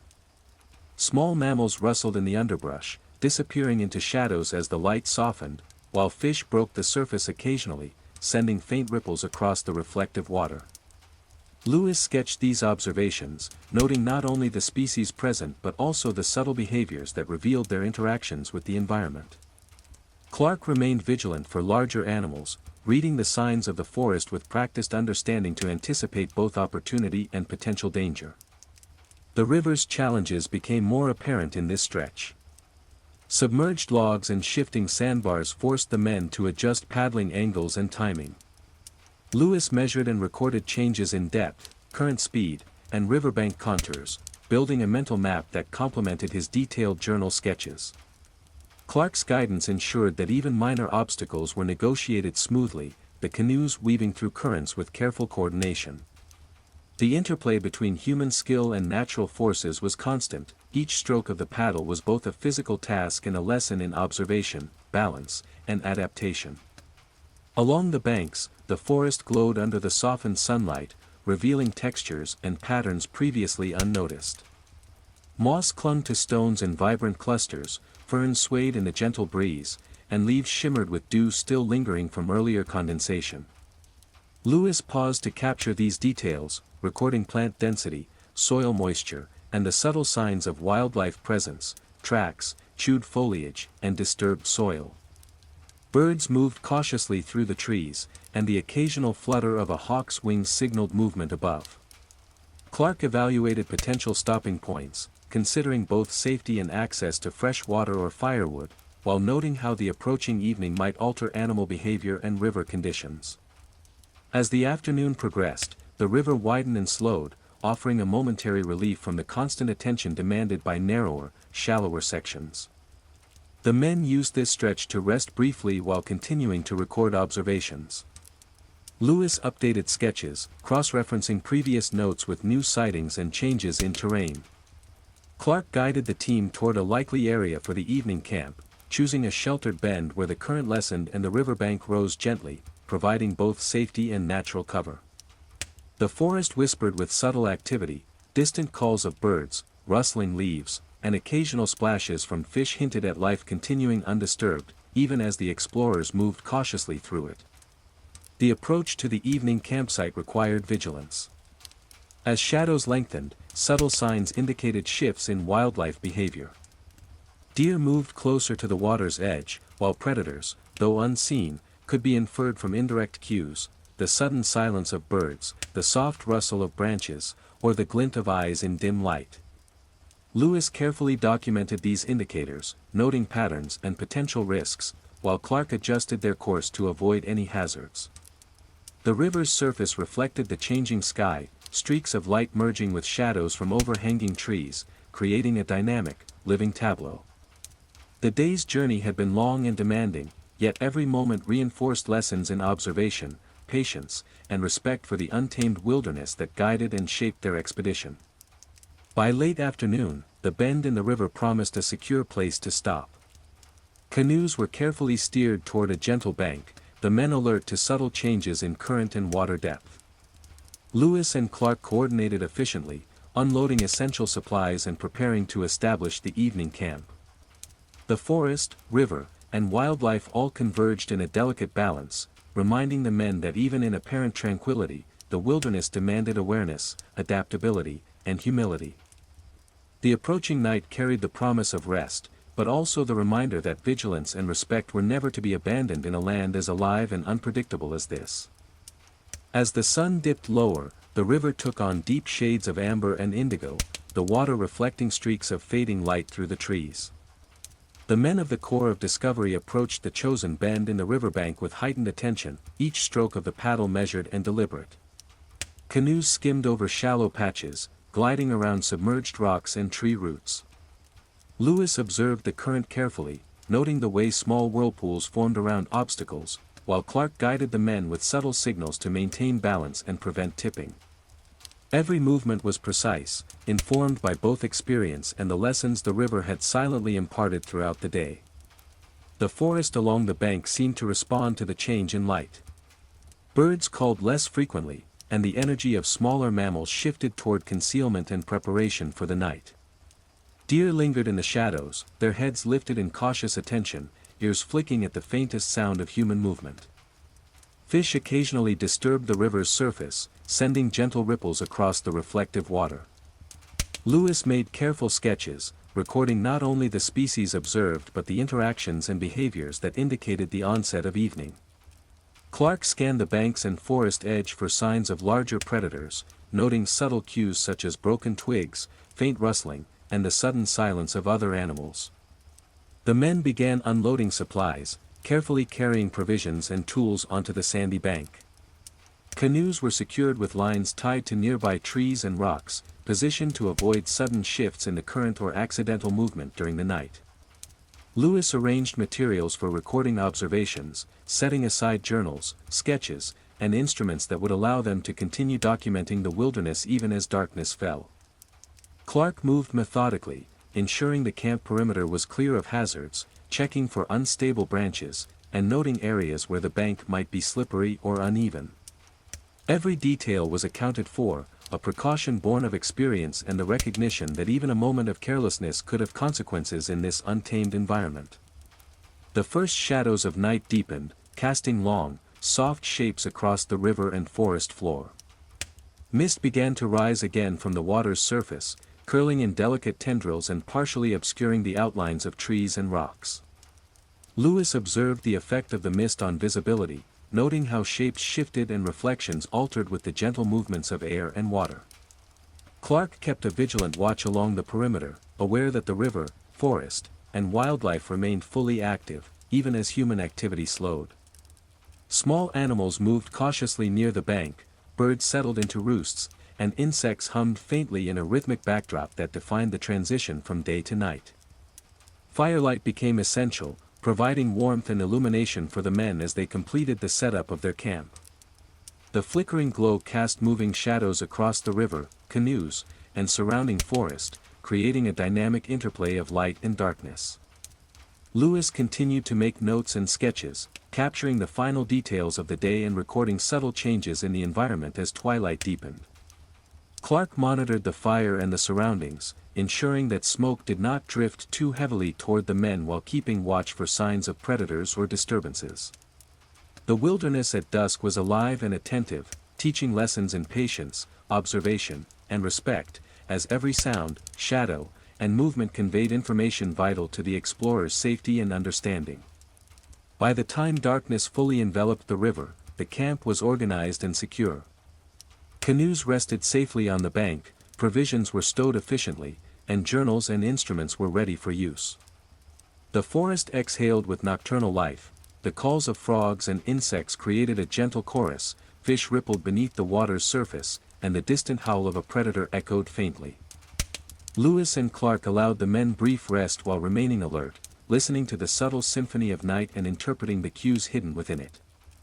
The day's journey had been long and instructive, a testament to the balance between effort, observation, and respect for the wilderness, and the approaching night offered both the respite of sleep and the reminder that vigilance was never to be abandoned in a land so alive and unpredictable.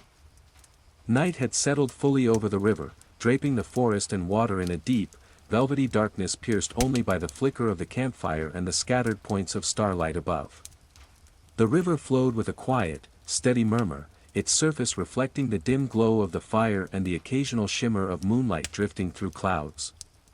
The men of the Corps of Discovery moved with subdued care, conserving energy while maintaining vigilance.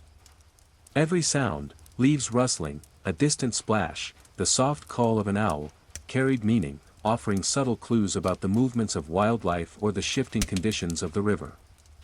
Lewis and Clark listened attentively, absorbing these cues as part of the ongoing dialogue with the wilderness. The nocturnal forest revealed patterns previously unseen in daylight.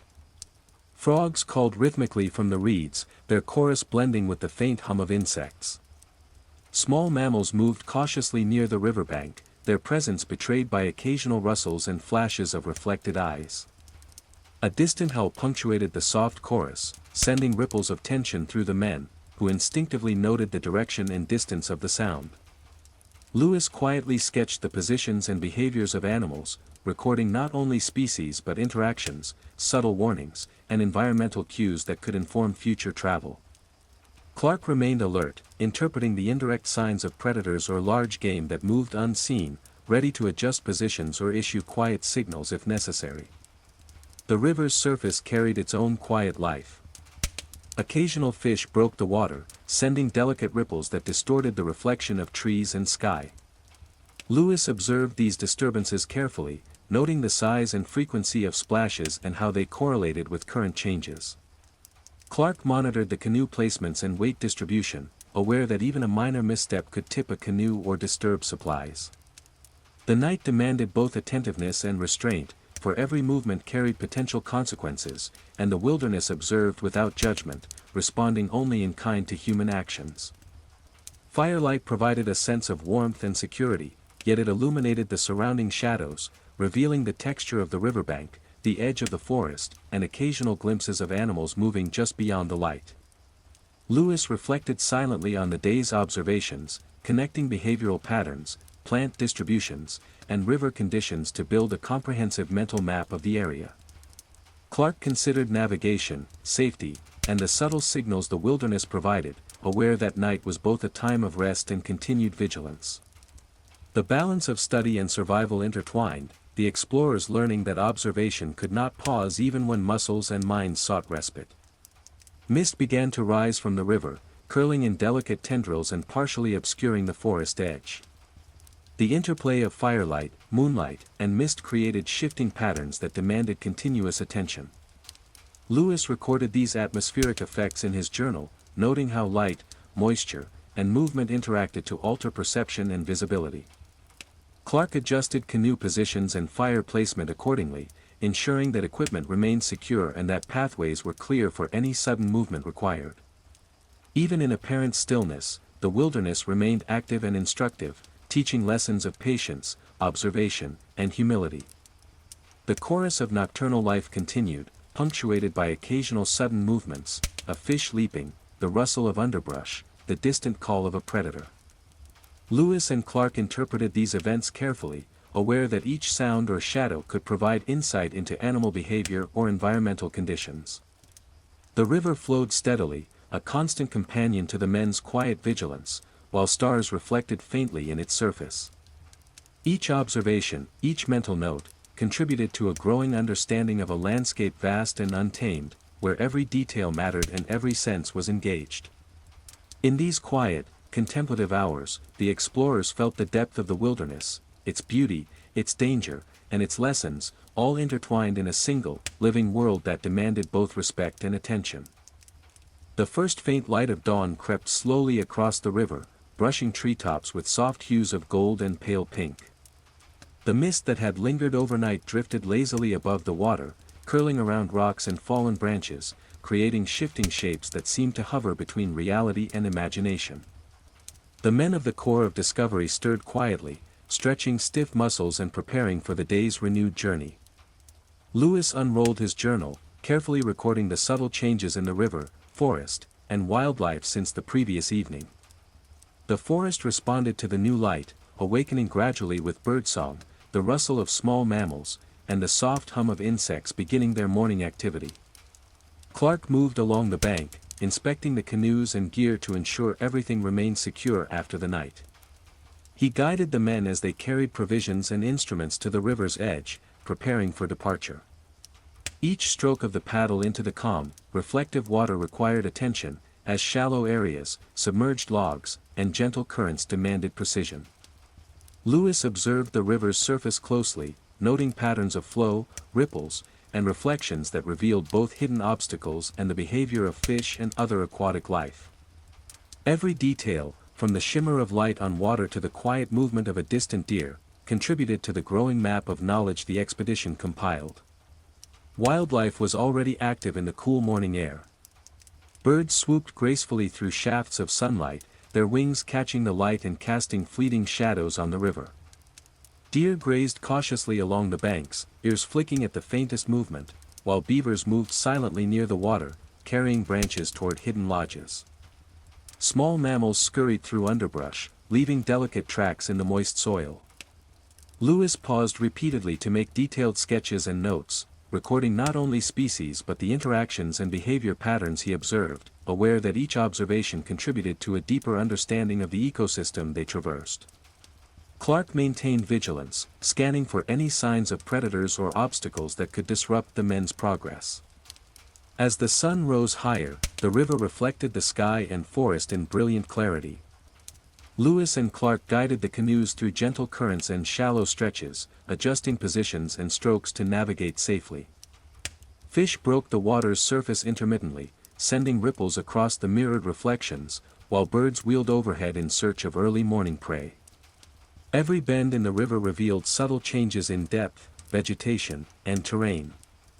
Lewis recorded these features meticulously, noting how light, flow, and wildlife activity interacted to shape the environment. Clark interpreted these signals practically, choosing the safest paths and advising the crew on positioning, demonstrating a seamless blend of observation and action. The men moved with coordinated precision, each aware of both the physical demands of paddling and the necessity of observation. The morning air was cool and invigorating, carrying the scent of wet earth, damp leaves, and wildflowers pressed against the riverbank.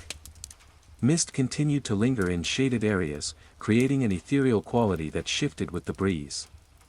Lewis recorded the interplay of light, water, and vegetation, noting reflections, shadows, and movements that revealed otherwise hidden features. Clark navigated steadily, anticipating subtle changes in current or obstacles beneath the surface, ensuring that the journey could continue without incident. The river, now illuminated by early sunlight, revealed its nuances fully, offering both beauty and challenge in equal measure. By mid-morning, the expedition had settled into a steady rhythm. Canoes glided through the calm water, paddles dipping in synchronized motion, while Lewis updated sketches and journal entries.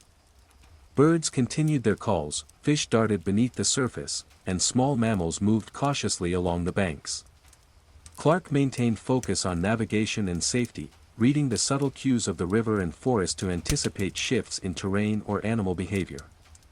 The morning marked a renewal of energy, attention, and observation, a reminder that each day in this untamed wilderness was both a continuation and a new chapter in their journey. The river, alive with movement and sound, carried them forward, each stroke and glance deepening their understanding of the land and its hidden patterns. As mid-morning approached, the sun climbed higher, casting sharp, clear light over the river and forest. Shadows contracted and colors brightened, greens deepened in the trees, moss glowed vividly, and the river reflected the sky's cerulean blue interspersed with clouds drifting lazily overhead. The core of Discovery moved steadily along the water, paddles dipping rhythmically into the current, yet every moment included careful observation. Lewis and Clark had established a routine. Navigation and movement were intertwined with documentation, ensuring that the day's journey added both physical distance and detailed knowledge to their expedition.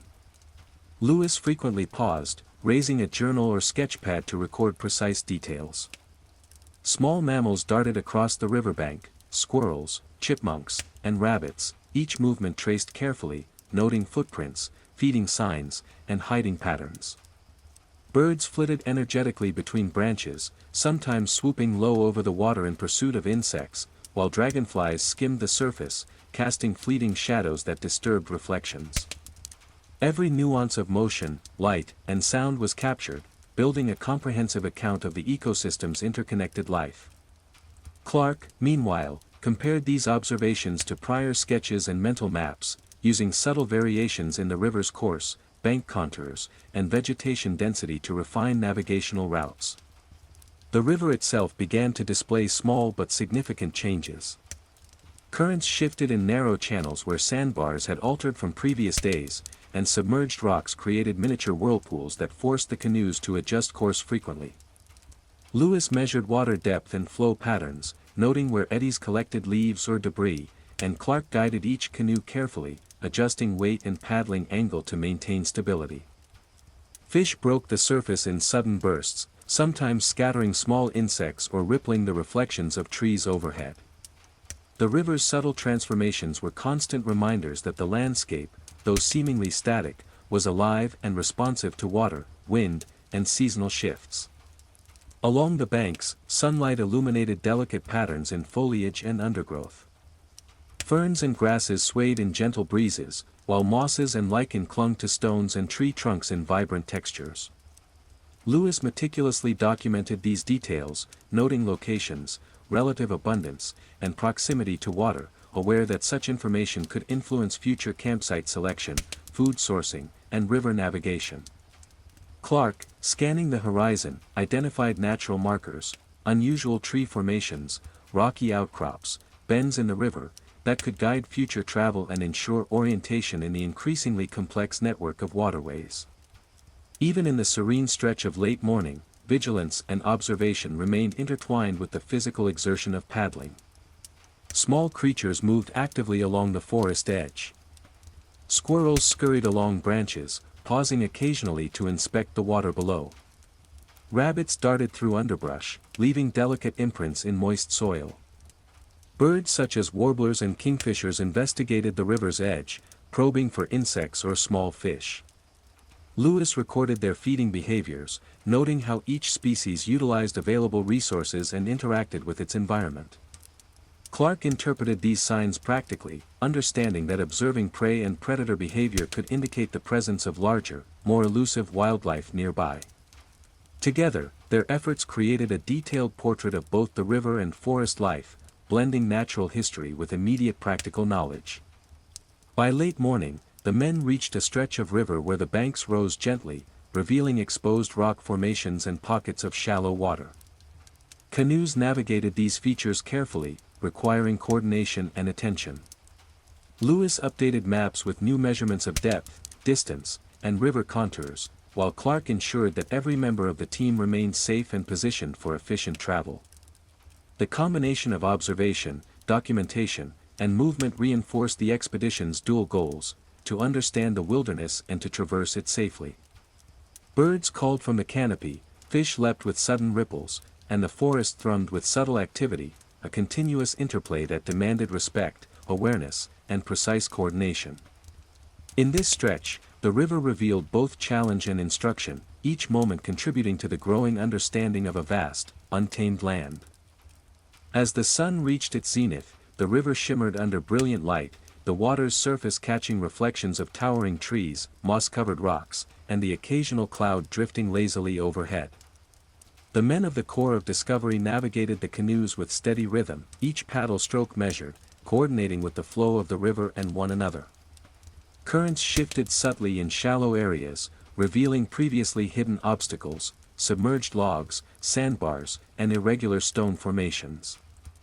Lewis noted each change carefully, recording measurements of depth and current speed, while Clark adjusted the route to maintain balance and safety, aware that even minor errors could create hazards in this ever-changing environment. Wildlife activity intensified around this midday stretch. A family of deer grazed along a wider bank, cautiously observing the men's movements before retreating into the forest. Beavers were spotted near a side channel, dragging branches to their lodges, while birds wheeled overhead, their calls echoing through the forest. Occasional flashes of larger fish disturbed the river's mirrored surface, and Lewis made quick sketches of their positions and behaviors, noting how they interacted with both current and submerged structures. Clark, attentive to the patterns of movement in the forest and river, interpreted these signs for both safety and navigational advantage, ensuring the men could continue without unexpected disruption. The river widened here, creating small islands and sandbars that altered flow patterns. Currents converged, forming gentle whirlpools, while eddies swirled around rocks and debris. Canoes shifted slightly, demanding coordination and focus from every paddler. Lewis measured the speed and direction of the water carefully, recording subtle deviations in depth that might indicate submerged obstacles. Clark's guidance ensured smooth navigation, adjusting each canoe's position to avoid sudden jolts or scraping along shallow banks.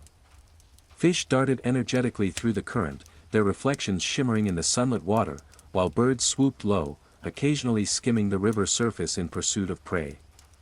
Every ripple, flash, and movement was observed and logged as part of the day's growing record of the river's dynamics. The forest along the banks provided a vibrant backdrop to the expedition. Trees arched over the water, forming a canopy that dappled sunlight across ferns, mosses, and flowering plants. Lewis recorded these details, noting which species grew near water and how they shaped the flow and habitat for various animals. Tracks in the mud suggested the passage of foxes, raccoons, and even occasional larger predators, and Clark remained alert to these signs, balancing curiosity with the need for caution. The interplay of flora and fauna revealed an intricate ecosystem, where every detail, from leaf density to water movement, held significance for both navigation and understanding of the wilderness. Exploration of smaller tributaries and side channels began in this stretch, revealing hidden streams feeding into the main river. Lewis measured water clarity, depth, and flow, sketching the confluence points and noting potential resources or obstacles. Clark directed the canoes carefully, ensuring that maneuvering through these narrower channels did not compromise safety.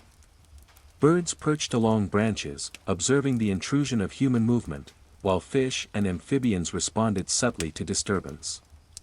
The river's hidden branches offered insight into the broader network of waterways, showing how the landscape connected and providing information vital for continued travel and future mapping.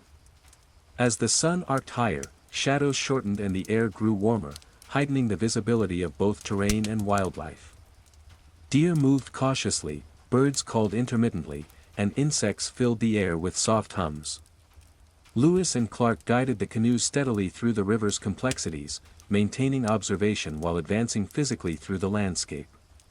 Every detail of light, sound, and movement was catalogued, reinforcing a growing comprehension of the wilderness.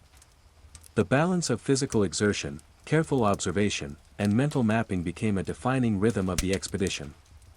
In this stretch of river, the men witnessed the subtle but constant interactions of water, land, and life, each moment offering instruction, insight, and the quiet reminder of nature's intricate order. As the late afternoon sun began to tilt westward, the river transformed under its golden light. Shadows stretched long across the water, dappling the surface with streaks of amber and bronze. Canoes glided steadily, the paddles cutting silently through currents that shifted gently around rocks and sandbars.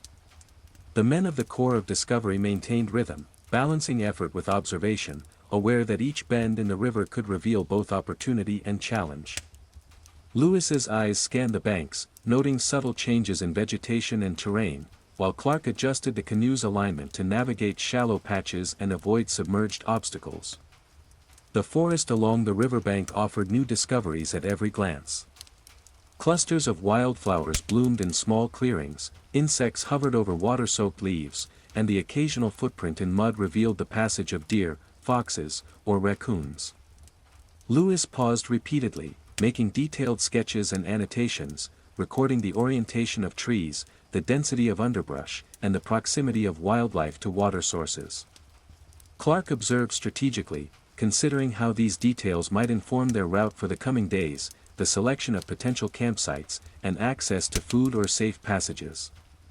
Every observation contributed to a larger mental map, connecting immediate navigation with long-term planning. Along a narrow bend, the river opened into a small inlet that had remained hidden from previous vantage points. Water lapped gently against a low, sandy bank, and the reflection of overhanging trees created a mirror-like surface disturbed only by occasional fish breaking through. Lewis noted the confluence of the inlet with the main river, measuring depth, flow, and water clarity, while Clark assessed the potential for temporary landing or exploration. Birds called softly from the canopy, and small mammals moved cautiously at the edge, revealing the quiet complexity of life even in a seemingly tranquil stretch of river. The interplay of currents, vegetation, and animal activity offered both practical information and aesthetic wonder. The men stopped briefly to rest and consolidate observations. Lewis updated journal entries, cross-referencing sketches with prior notes, while Clark considered the implications of the day's route. Every detail mattered: the height of the riverbank, the position of rocks, the presence of vegetation that might indicate fertile soil or water access, and the signs of predators or prey along the way. Discussions between the two were silent, conducted through careful gestures and shared understanding, as both men weighed the balance between exploration and safety. The landscape offered lessons not just in natural history but in strategy, requiring the integration of observation, measurement, and foresight. As the afternoon waned, sunlight softened, illuminating textures previously unnoticed. Moss clung vividly to tree trunks, lichen highlighted rock faces, and shadows revealed subtle undulations in the riverbed. Lewis and Clark reflected on the expedition's progress, the information collected, and the path ahead. The river's curves, shifting currents, and hidden inlets suggested both obstacles and opportunities, a dynamic environment that required constant adaptation. Wildlife moved with deliberate caution, the rhythm of life adjusted to light and human presence. Lewis documented each element meticulously, while Clark synthesized observations to guide future movement, demonstrating the continuous dialogue between discovery and decision-making that defined their journey. By late afternoon, the river stretched ahead with a gentle curve, offering an unobstructed view of distant banks and emerging terrain. Canoes glided forward in unison, each man attuned to both immediate currents and the broader landscape.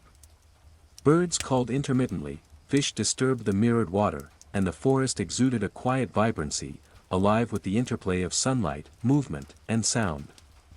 The day's discoveries and observations fed into the growing understanding of this vast, untamed wilderness. Each moment along the river contributed to both practical knowledge and a deeper appreciation of the land, reinforcing the explorer's awareness that survival, mapping, and insight depended equally on observation, judgment, and reverent attentiveness to the natural world. As the sun began its slow descent, the river glowed with warm shades of amber and rose, the water reflecting the sky's shifting colors in a mesmerizing dance. Canoes moved steadily, paddles dipping rhythmically into the calm current, while the men of the Corps of Discovery observed the subtle changes in the landscape that came with the waning light. Shadows stretched across the river, shifting with every ripple, while trees and underbrush cast intricate patterns along the banks. Lewis's eyes scanned the forest and water, recording small details: the movement of birds, the path of fish, and the quiet stirring of mammals emerging to take advantage of the cooler air. Wildlife activity increased in the transitional hour before night. Deer grazed cautiously in open clearings, flicking their ears toward distant sounds, while raccoons and foxes emerged from hidden thickets, their movements swift and deliberate. Birds called intermittently, preparing for roosting, while fish leapt from the water, sending gentle ripples across the reflective surface. Lewis sketched these interactions carefully, noting how different species responded to the presence of humans, the fading light, and each other. Clark maintained constant vigilance, interpreting movements and sounds to anticipate potential hazards or resources, ensuring that the men could move safely while maximizing their understanding of the river's ecosystem. The river itself shifted subtly as the day progressed toward evening. Currents slowed in wide stretches but twisted unexpectedly around sandbars and submerged branches, requiring constant attention and minor adjustments in canoe position. Lewis measured water depth and flow, noting where eddies formed and where shallow spots could disrupt navigation. Clark guided the team with practiced precision, adjusting weight and strokes to maintain stability. Fish darted beneath the surface, and occasional splashes hinted at larger creatures moving just out of sight, reminding the men that even a tranquil evening stretch required focus and respect. As the sun lowered further, the light revealed textures and patterns previously unnoticed. Moss clung to tree trunks in dense clusters, ferns swayed gently in the breeze, and wildflowers reflected streaks of gold in shaded pockets. Lewis documented these details, noting soil moisture, plant density, and signs of animal activity such as tracks, chewed foliage, or disturbed earth. Clark scanned the distant forest, identifying potential obstacles or landmarks for navigation and possible camp locations. Every observation was integrated into their growing understanding of the river and surrounding wilderness, blending practical knowledge with natural history. The men began preparations for the evening camp as light softened into a warm, subdued glow. Canoes were carefully guided toward a gentle bank, secured with ropes tied to sturdy trees and rocks. Supplies were unloaded methodically, with Lewis organizing journals, sketches, and instruments while Clark ensured the perimeter was clear and safe. The river's subtle sounds, the gentle flow over rocks, the occasional splash of fish, and the soft murmur of insects, blended with the forest's evening chorus, creating a living backdrop that demanded attention and respect. Lewis continued to make quick sketches and notes, capturing the final details of the day, while Clark assessed the site's suitability for rest, water access, and future navigation. As dusk deepened, the interplay of light, shadow, and reflection created a dynamic, almost magical atmosphere. Birds settled into roosts, mammals retreated to concealed areas, and the river mirrored the sky's changing hues, shifting from gold to violet and finally to deep indigo. Lewis and Clark reflected silently on the day's observations, the patterns of wildlife, and the river's subtle transformations. Canoes rested securely on the bank, and the men's careful preparations ensured both safety and continuity of study. The approaching night offered the promise of rest, but also the ongoing lesson that even in moments of calm, the wilderness remained attentive, instructive, and alive, shaping every action and decision with quiet insistence. Night had fully descended over the river, draping the forest and water in deep, velvety darkness, punctuated only by the gentle flicker of the campfire and the soft gleam of the rising moon. The river flowed steadily, carrying the reflections of stars and silver light across its rippling surface. The men of the Corps of Discovery sat quietly, conserving energy after a long day, yet fully alert to the subtle sounds and movements around them. Every rustle in the underbrush, every splash of fish, every distant call of an owl or coyote became a signal to interpret, a clue about the hidden rhythms of life in the darkness. The nocturnal forest revealed its own patterns. Frogs and insects created a persistent chorus, filling the cool night air with a gentle, vibrating hum. Small mammals moved along the riverbank, their silhouettes occasionally outlined by the firelight or moon's reflection. Deer lingered at the edge of clearing shadows, heads raised cautiously, ears alert. Lewis carefully noted these behaviors, sketching positions, movements, and interactions in his journal. Clark observed the same signs with a practical eye, aware that they indicated both opportunity and risk, teaching lessons about timing, awareness, and the continuous presence of life even when humans slowed their pace. The river itself seemed transformed by the night. Shadows deepened across submerged logs, creating hidden hazards that had been invisible in the fading evening light. Currents shifted silently beneath the mirrored surface, eddies forming around unseen obstacles.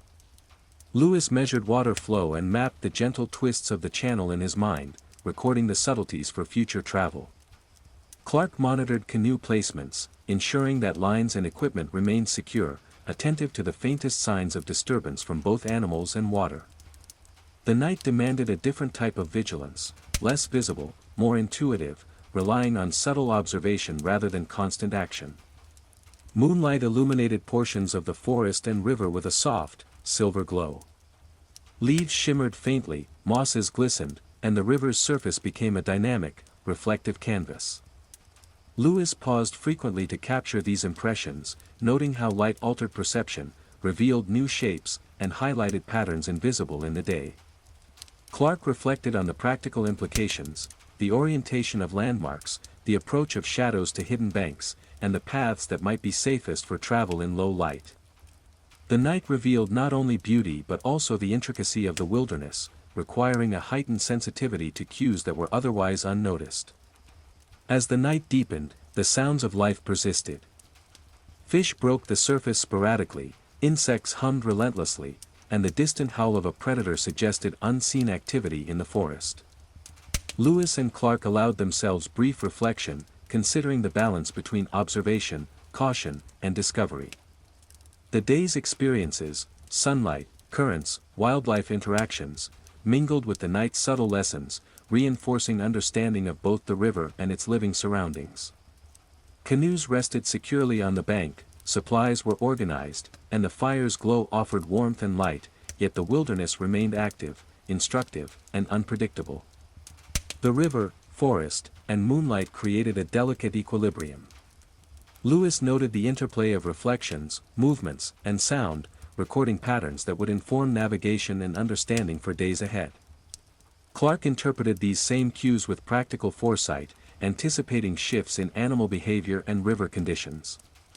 The night's stillness was deceptive, hiding motion and life beneath its surface, yet offering insight for those who observed carefully.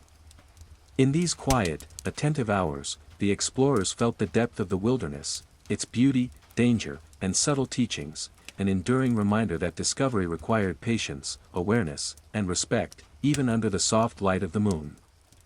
Before the first full light of dawn, a faint glow began to edge the horizon, softening the darkness with pale gold and silver hues. Mist hovered above the river, curling in delicate tendrils that revealed the shapes of rocks and low-hanging branches, creating a shifting, ethereal landscape.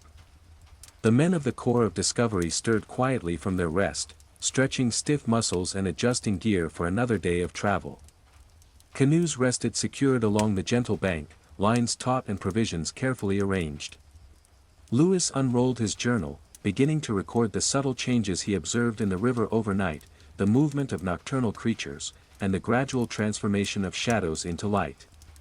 Clark moved with practiced ease along the bank, checking the stability of the canoes and ensuring that supplies were ready for immediate use. The river, though calm, revealed signs of overnight shifts, slight changes in current direction, displaced sediment along the banks, and water clarity altered by unseen activity beneath the surface. Lewis measured depth in shallow areas, noting variations and sketching the gentle flow of eddies and swirls that had emerged while darkness still reigned. Every ripple, reflection, and faint sound was considered, each adding to the detailed mental map of the river and surrounding wilderness that both men carried in their minds. As the first pale rays of sun touched the treetops, the river reflected bands of gold, rose, and cerulean, illuminating textures that had been invisible in the darkness. Leaves shimmered with dew, mosses glistened on rocks, and small fish broke the water's surface with gentle splashes, revealing the hidden energy of the river even before the expedition moved. Birds began their calls, tentative at first, then growing stronger as the day advanced. Lewis documented these movements, noting both species and patterns, while Clark scanned the forest and water for subtle changes in terrain and landmarks that could influence navigation. The rising sun accentuated the interplay of water, light, and vegetation, transforming familiar surroundings into a scene renewed with morning clarity. Small mammals emerged cautiously along the banks. Rabbits and squirrels explored the edges of underbrush, leaving delicate tracks in damp soil, while deer moved quietly, alert to the rising light and human presence.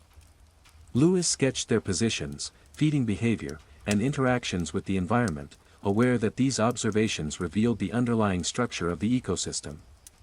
Clark interpreted the cues practically, understanding how wildlife patterns could indicate hidden obstacles, predator activity, or even resource locations. The river, though serene, was alive with movement both above and below its reflective surface, offering constant instruction for those who observed closely. By mid-morning, the sun had climbed further, strengthening light and warming the air. Mist lifted slowly from the river, revealing subtle eddies, submerged branches, and sandbars that had shifted overnight. Canoes glided forward in unison, paddles cutting through the water with steady, deliberate strokes.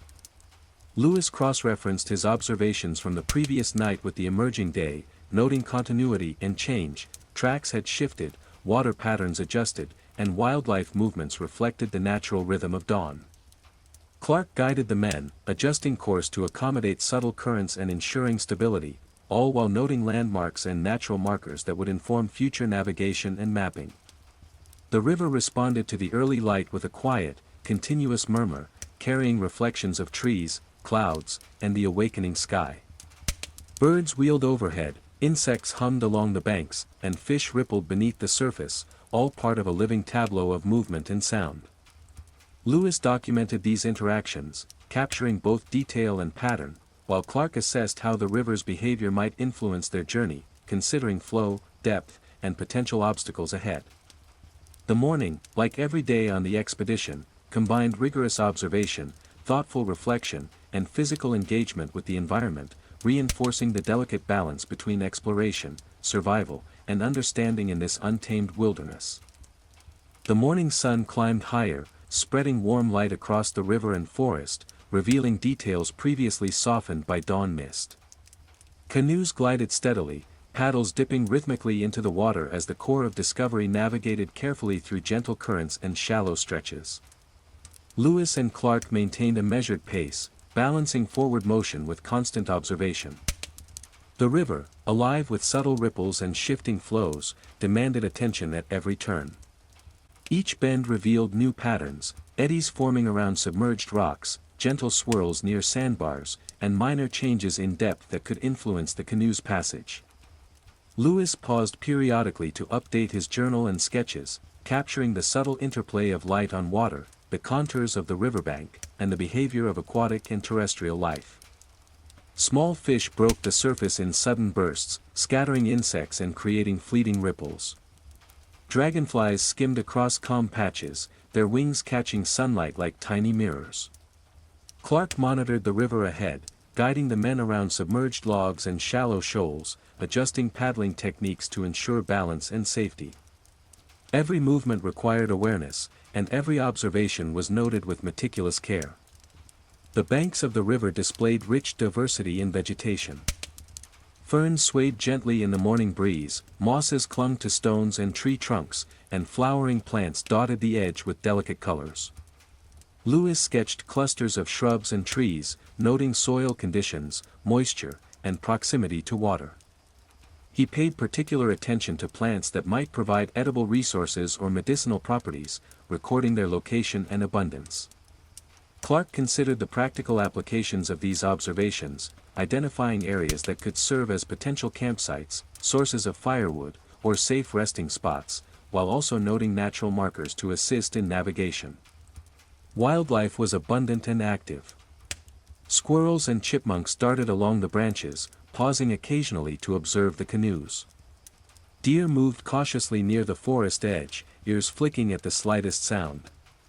Birds of various species called intermittently, some perching close enough for Lewis to document plumage and behavior. The river's edge was alive with insects, amphibians, and small mammals, each interaction forming part of a larger ecological web. Lewis recorded feeding patterns, territorial behaviors, and subtle shifts in animal presence, aware that these details revealed the underlying structure of the environment. Clark interpreted the same signs through the lens of navigation and safety, understanding how wildlife patterns could indicate hidden predators, water quality, or terrain hazards. As the morning progressed, Lewis focused on waterborne life.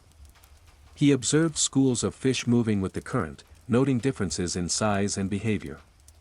Aquatic insects skimmed the surface, and occasional frogs leapt from submerged plants, creating soft splashes. He measured water clarity, recorded currents, and mapped submerged features, integrating these observations into both sketches and detailed notes. Clark adjusted canoe routes to take advantage of calmer flows, avoiding eddies and areas where the current might increase effort or risk. The interaction between human activity and the river's natural patterns was continuous, each response informed by observation, experience, and respect for the untamed environment. By mid-morning, a rhythm had settled, paddles moved in unison, journals and sketchpads were frequently consulted, and both men alternated between practical guidance and scientific recording. The river, forest, and sunlight combined into a dynamic tableau, full of life, motion, and information. Every ripple, shadow, and movement contributed to an evolving understanding of the landscape. Lewis's sketches captured structure and detail, while Clark's practical interpretations guided immediate action. The morning journey exemplified the expedition's dual purpose, to navigate and survive, while simultaneously documenting, learning, and mapping the complex wilderness of North America. As late morning approached, the sun climbed to a high angle, casting short, sharp shadows across the river and forest. The water gleamed with silver reflections, occasionally disturbed by the ripple of fish darting beneath the surface or the subtle motion of aquatic insects. Canoes moved steadily through the current, paddles slicing the water in rhythmic strokes, while the men of the Corps of Discovery remained alert to subtle changes in terrain. Rocks hidden beneath the surface and sandbars shifted by the river's flow required careful navigation. Lewis noted each variation in depth and current, recording details to update maps and inform future travel. Along the riverbank, wildlife remained active.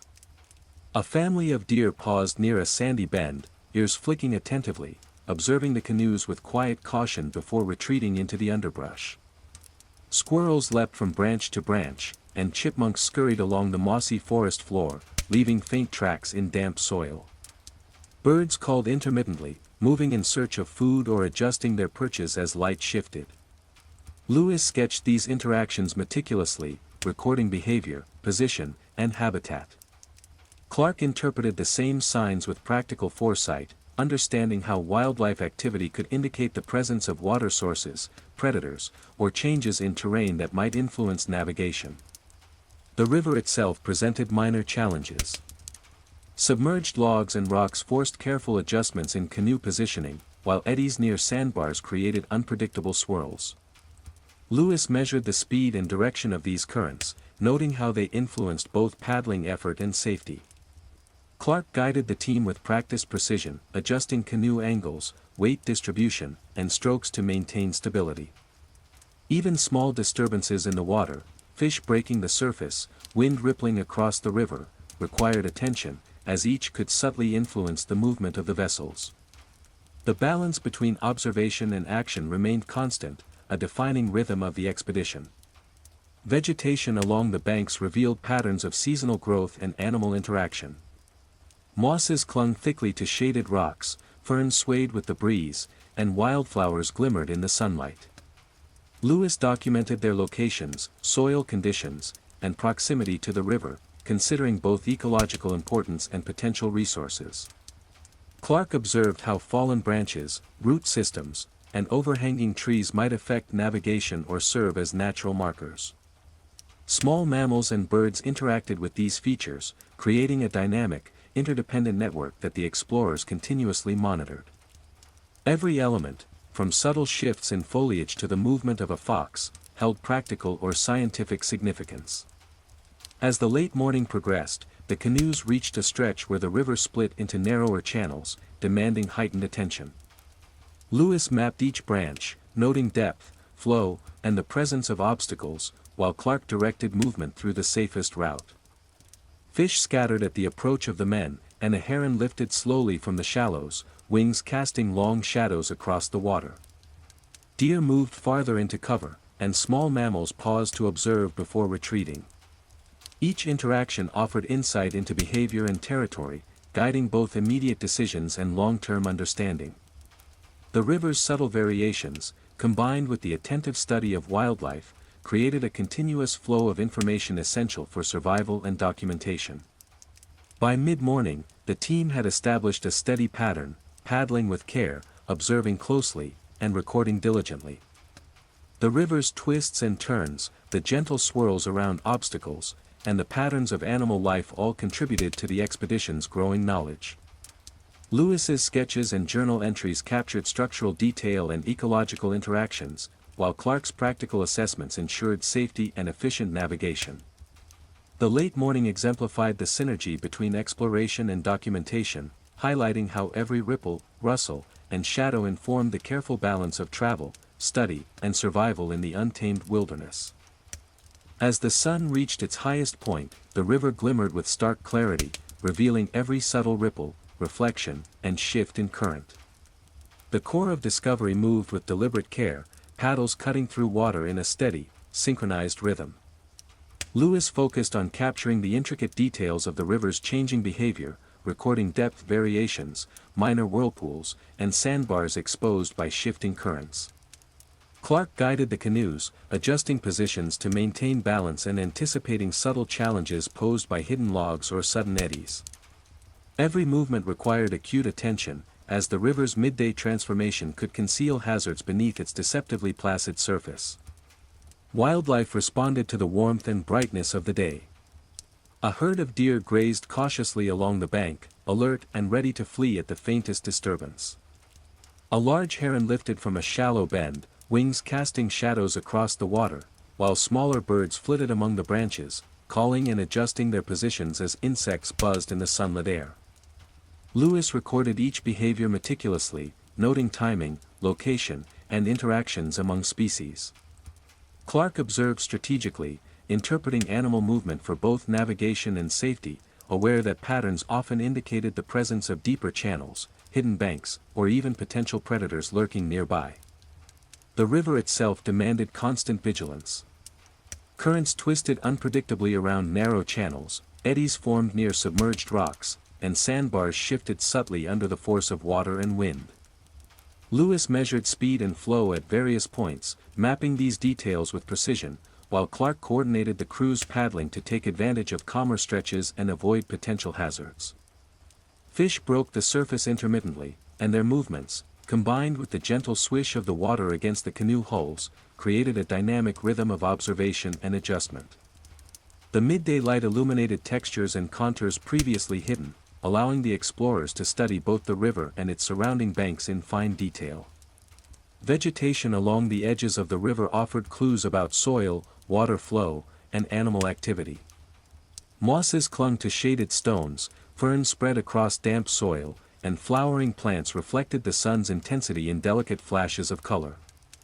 Lewis noted the arrangement of shrubs, trees, and fallen branches, considering which areas might provide resources, shelter, or natural markers for navigation. Clark observed how the landscape affected river flow and potential campsite selection, using subtle cues from plant distribution and animal presence to inform immediate and long-term decisions. Every element of the environment contributed to the growing mental and physical map of this expansive wilderness. By midday, the explorers encountered larger animals, further testing their attention and understanding. A pair of black bears moved quietly along a distant bank, pausing occasionally to graze before disappearing into thicker forest. Their presence required careful observation from both Lewis and Clark, who adjusted canoe positions and assessed the safety of continued passage. Large fish and occasional snapping turtles interacted with submerged obstacles, altering the water's behavior in noticeable ways. Lewis documented each sighting, while Clark calculated the safest and most efficient routes through the widened channels. The interplay of river dynamics, wildlife behavior, and human navigation created a continuous exercise in observation, reflection, and adaptation. The midday stretch of river exemplified the expedition's dual purpose, exploration and documentation. Every ripple, shadow, and movement contributed to understanding, while paddles maintained forward progress. Lewis recorded structural and ecological details with precision, mapping currents, obstacles, and wildlife interactions, while Clark translated observations into practical action, ensuring safety and efficiency. The river, alive with light, movement, and sound, demanded both respect and skill, reinforcing the delicate balance between study and survival that defined each moment of the Corps of Discovery's journey. Even in the brilliance of midday, the wilderness taught its subtle lessons, observed only by those patient and attentive enough to notice. As the sun began its slow descent toward the western horizon, the river took on a soft, warm glow, reflecting shades of gold, amber, and muted pink. Canoes moved steadily, paddles slicing the water with measured rhythm, while the men of the Corps of Discovery remained attentive to every subtle change in the river and surrounding forest. Currents shifted gently around sandbars and submerged rocks, and small ripples traveled across the mirrored surface, hinting at underwater movements. Lewis observed carefully, noting patterns in water flow, depth variations, and the presence of fish and other aquatic creatures, while Clark adjusted course to ensure smooth and safe passage. Wildlife activity increased in the cooling air.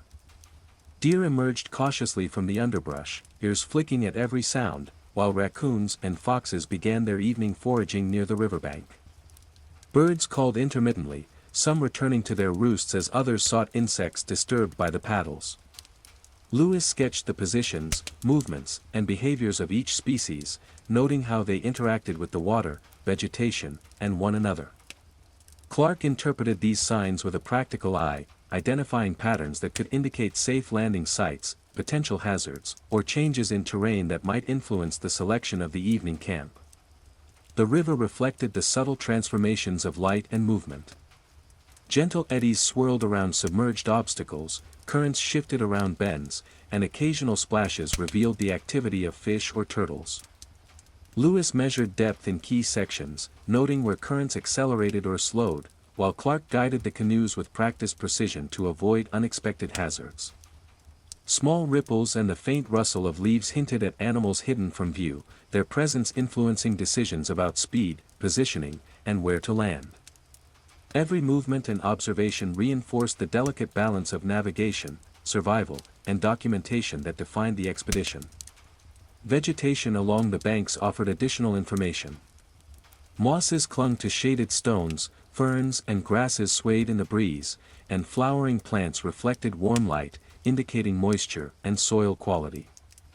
Lewis recorded these patterns, considering how they might signal the location of food, water, or natural shelter. Clark noted how overhanging branches, fallen trees, and dense thickets could affect canoe travel or mark safe places for temporary stops. The combination of botanical observation and practical navigation allowed the men to anticipate challenges, recognize opportunities, and adapt their approach to the evolving river landscape. As the late afternoon progressed, preparations for the evening camp began. Canoes were guided carefully toward a gently sloping bank, secured with lines tied to sturdy trees and rocks. Supplies were unloaded methodically, instruments and journals organized for evening documentation. Lewis continued to sketch and write, capturing the river's currents, wildlife interactions, and subtle changes in light and terrain. Clark supervised placement of gear and assessed potential risks, ensuring that the men were both safe and efficient in their setup.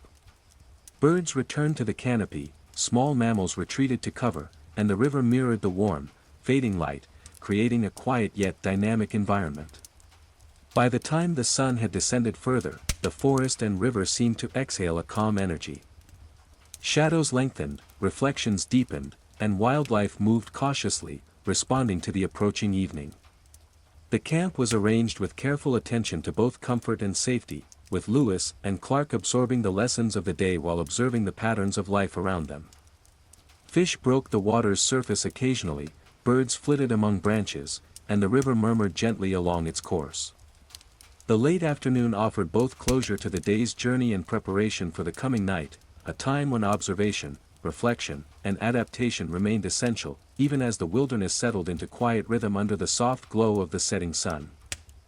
As the sun sank lower, painting the horizon in rich hues of crimson and violet, the river transformed into a ribbon of liquid light and shadow.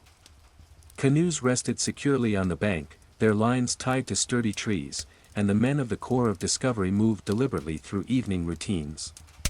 Lewis adjusted journal pages and sketches, capturing subtle changes in currents, reflections, and wildlife activity, while Clark ensured that gear and supplies were positioned safely.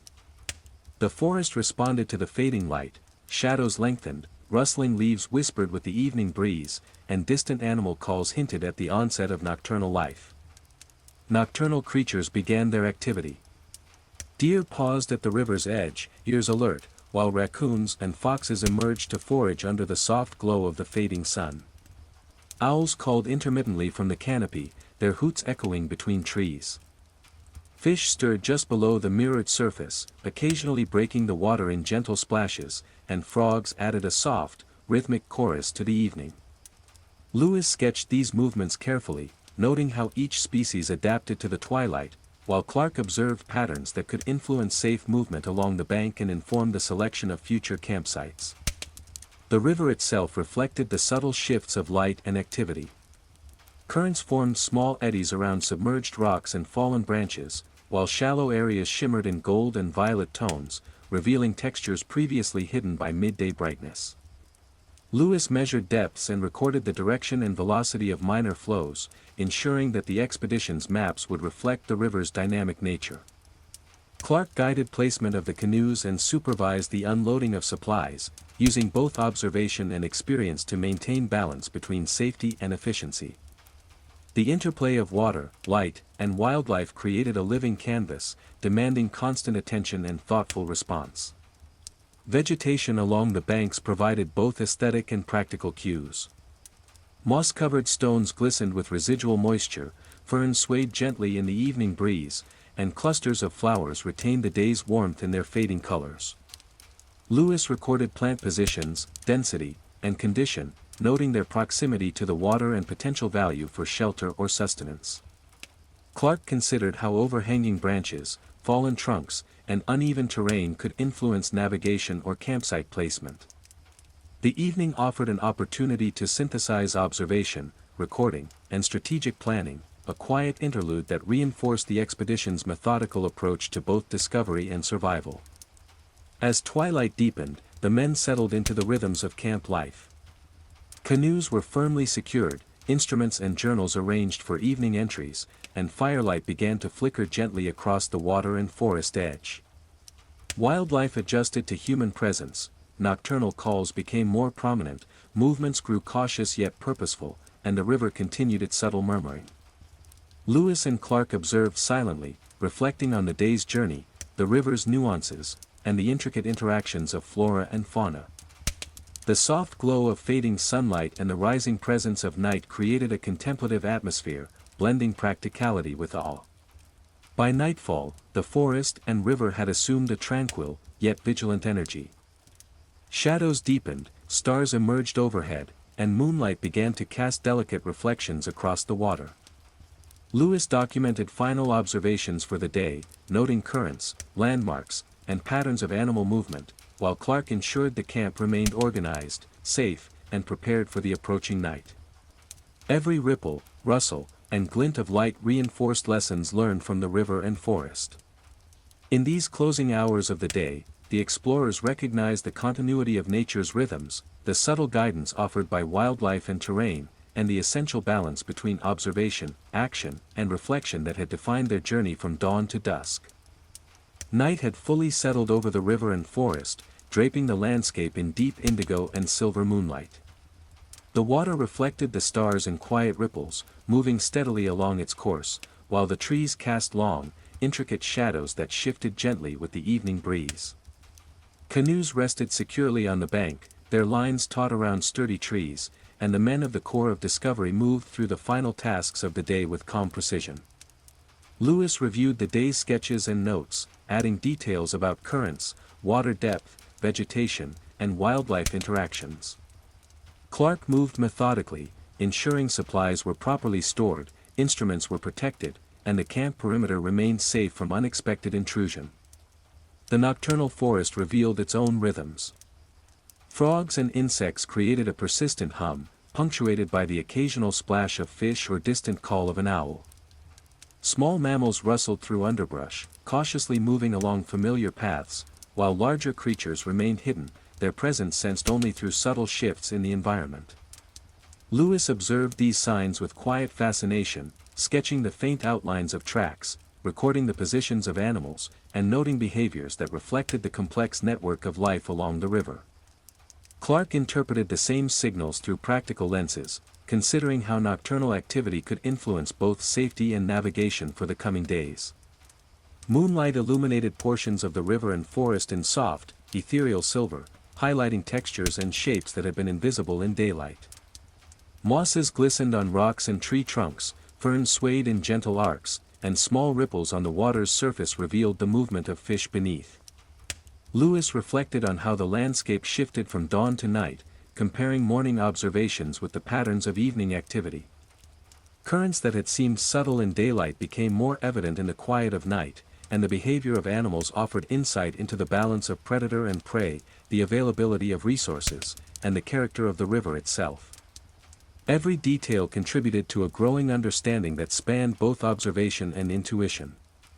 The men allowed themselves moments of reflection, acknowledging the day's achievements and the lessons learned from continuous observation. Lewis considered the river's intricacies, from hidden sandbars to eddies shaped by submerged logs, and how wildlife interactions informed both survival and mapping. Clark weighed the practical implications, routes for the next day, potential landing points, and safe navigation through challenging stretches. The duality of their endeavor, scientific discovery intertwined with practical exploration, was evident in every note, sketch, and adjustment made throughout the day. Even in the stillness of night, the river and forest continued to teach, offering subtle guidance to those attentive enough to perceive it. As the night deepened, the camp settled into quiet routine. The fire's glow flickered softly, casting elongated shadows across canoes, supplies, and the surrounding forest. Lewis made final entries in his journal, summarizing patterns observed, wildlife encountered, and details of currents and terrain. Clark performed last checks of the perimeter, ensuring that ropes, instruments, and provisions were secure. The river murmured steadily beside them, a constant companion, while the forest exhaled in rhythmic whispers of life. In these concluding hours, both men reflected on the delicate balance of observation, caution, and insight that had defined the day, a day that stretched from the first light of dawn, through the full brilliance of midday, and into the quiet mysteries of night. The river, forest, and sky offered a final, enduring lesson. Nature moved in intricate patterns that required patience, attention, and respect. Lewis and Clark, through disciplined observation and shared experience, had captured not only the physical features of the landscape but also the subtle interactions of its countless inhabitants. As the night deepened, the camp was prepared for rest, yet the explorers remained attuned to the world around them, understanding that discovery was continuous, survival demanded vigilance, and every day along this untamed river provided knowledge, insight, and a profound connection to the wilderness they traversed. With these reflections, the core of Discovery closed the day, ready to face the challenges and revelations of tomorrow, guided by both experience and the lessons whispered by river and forest alike.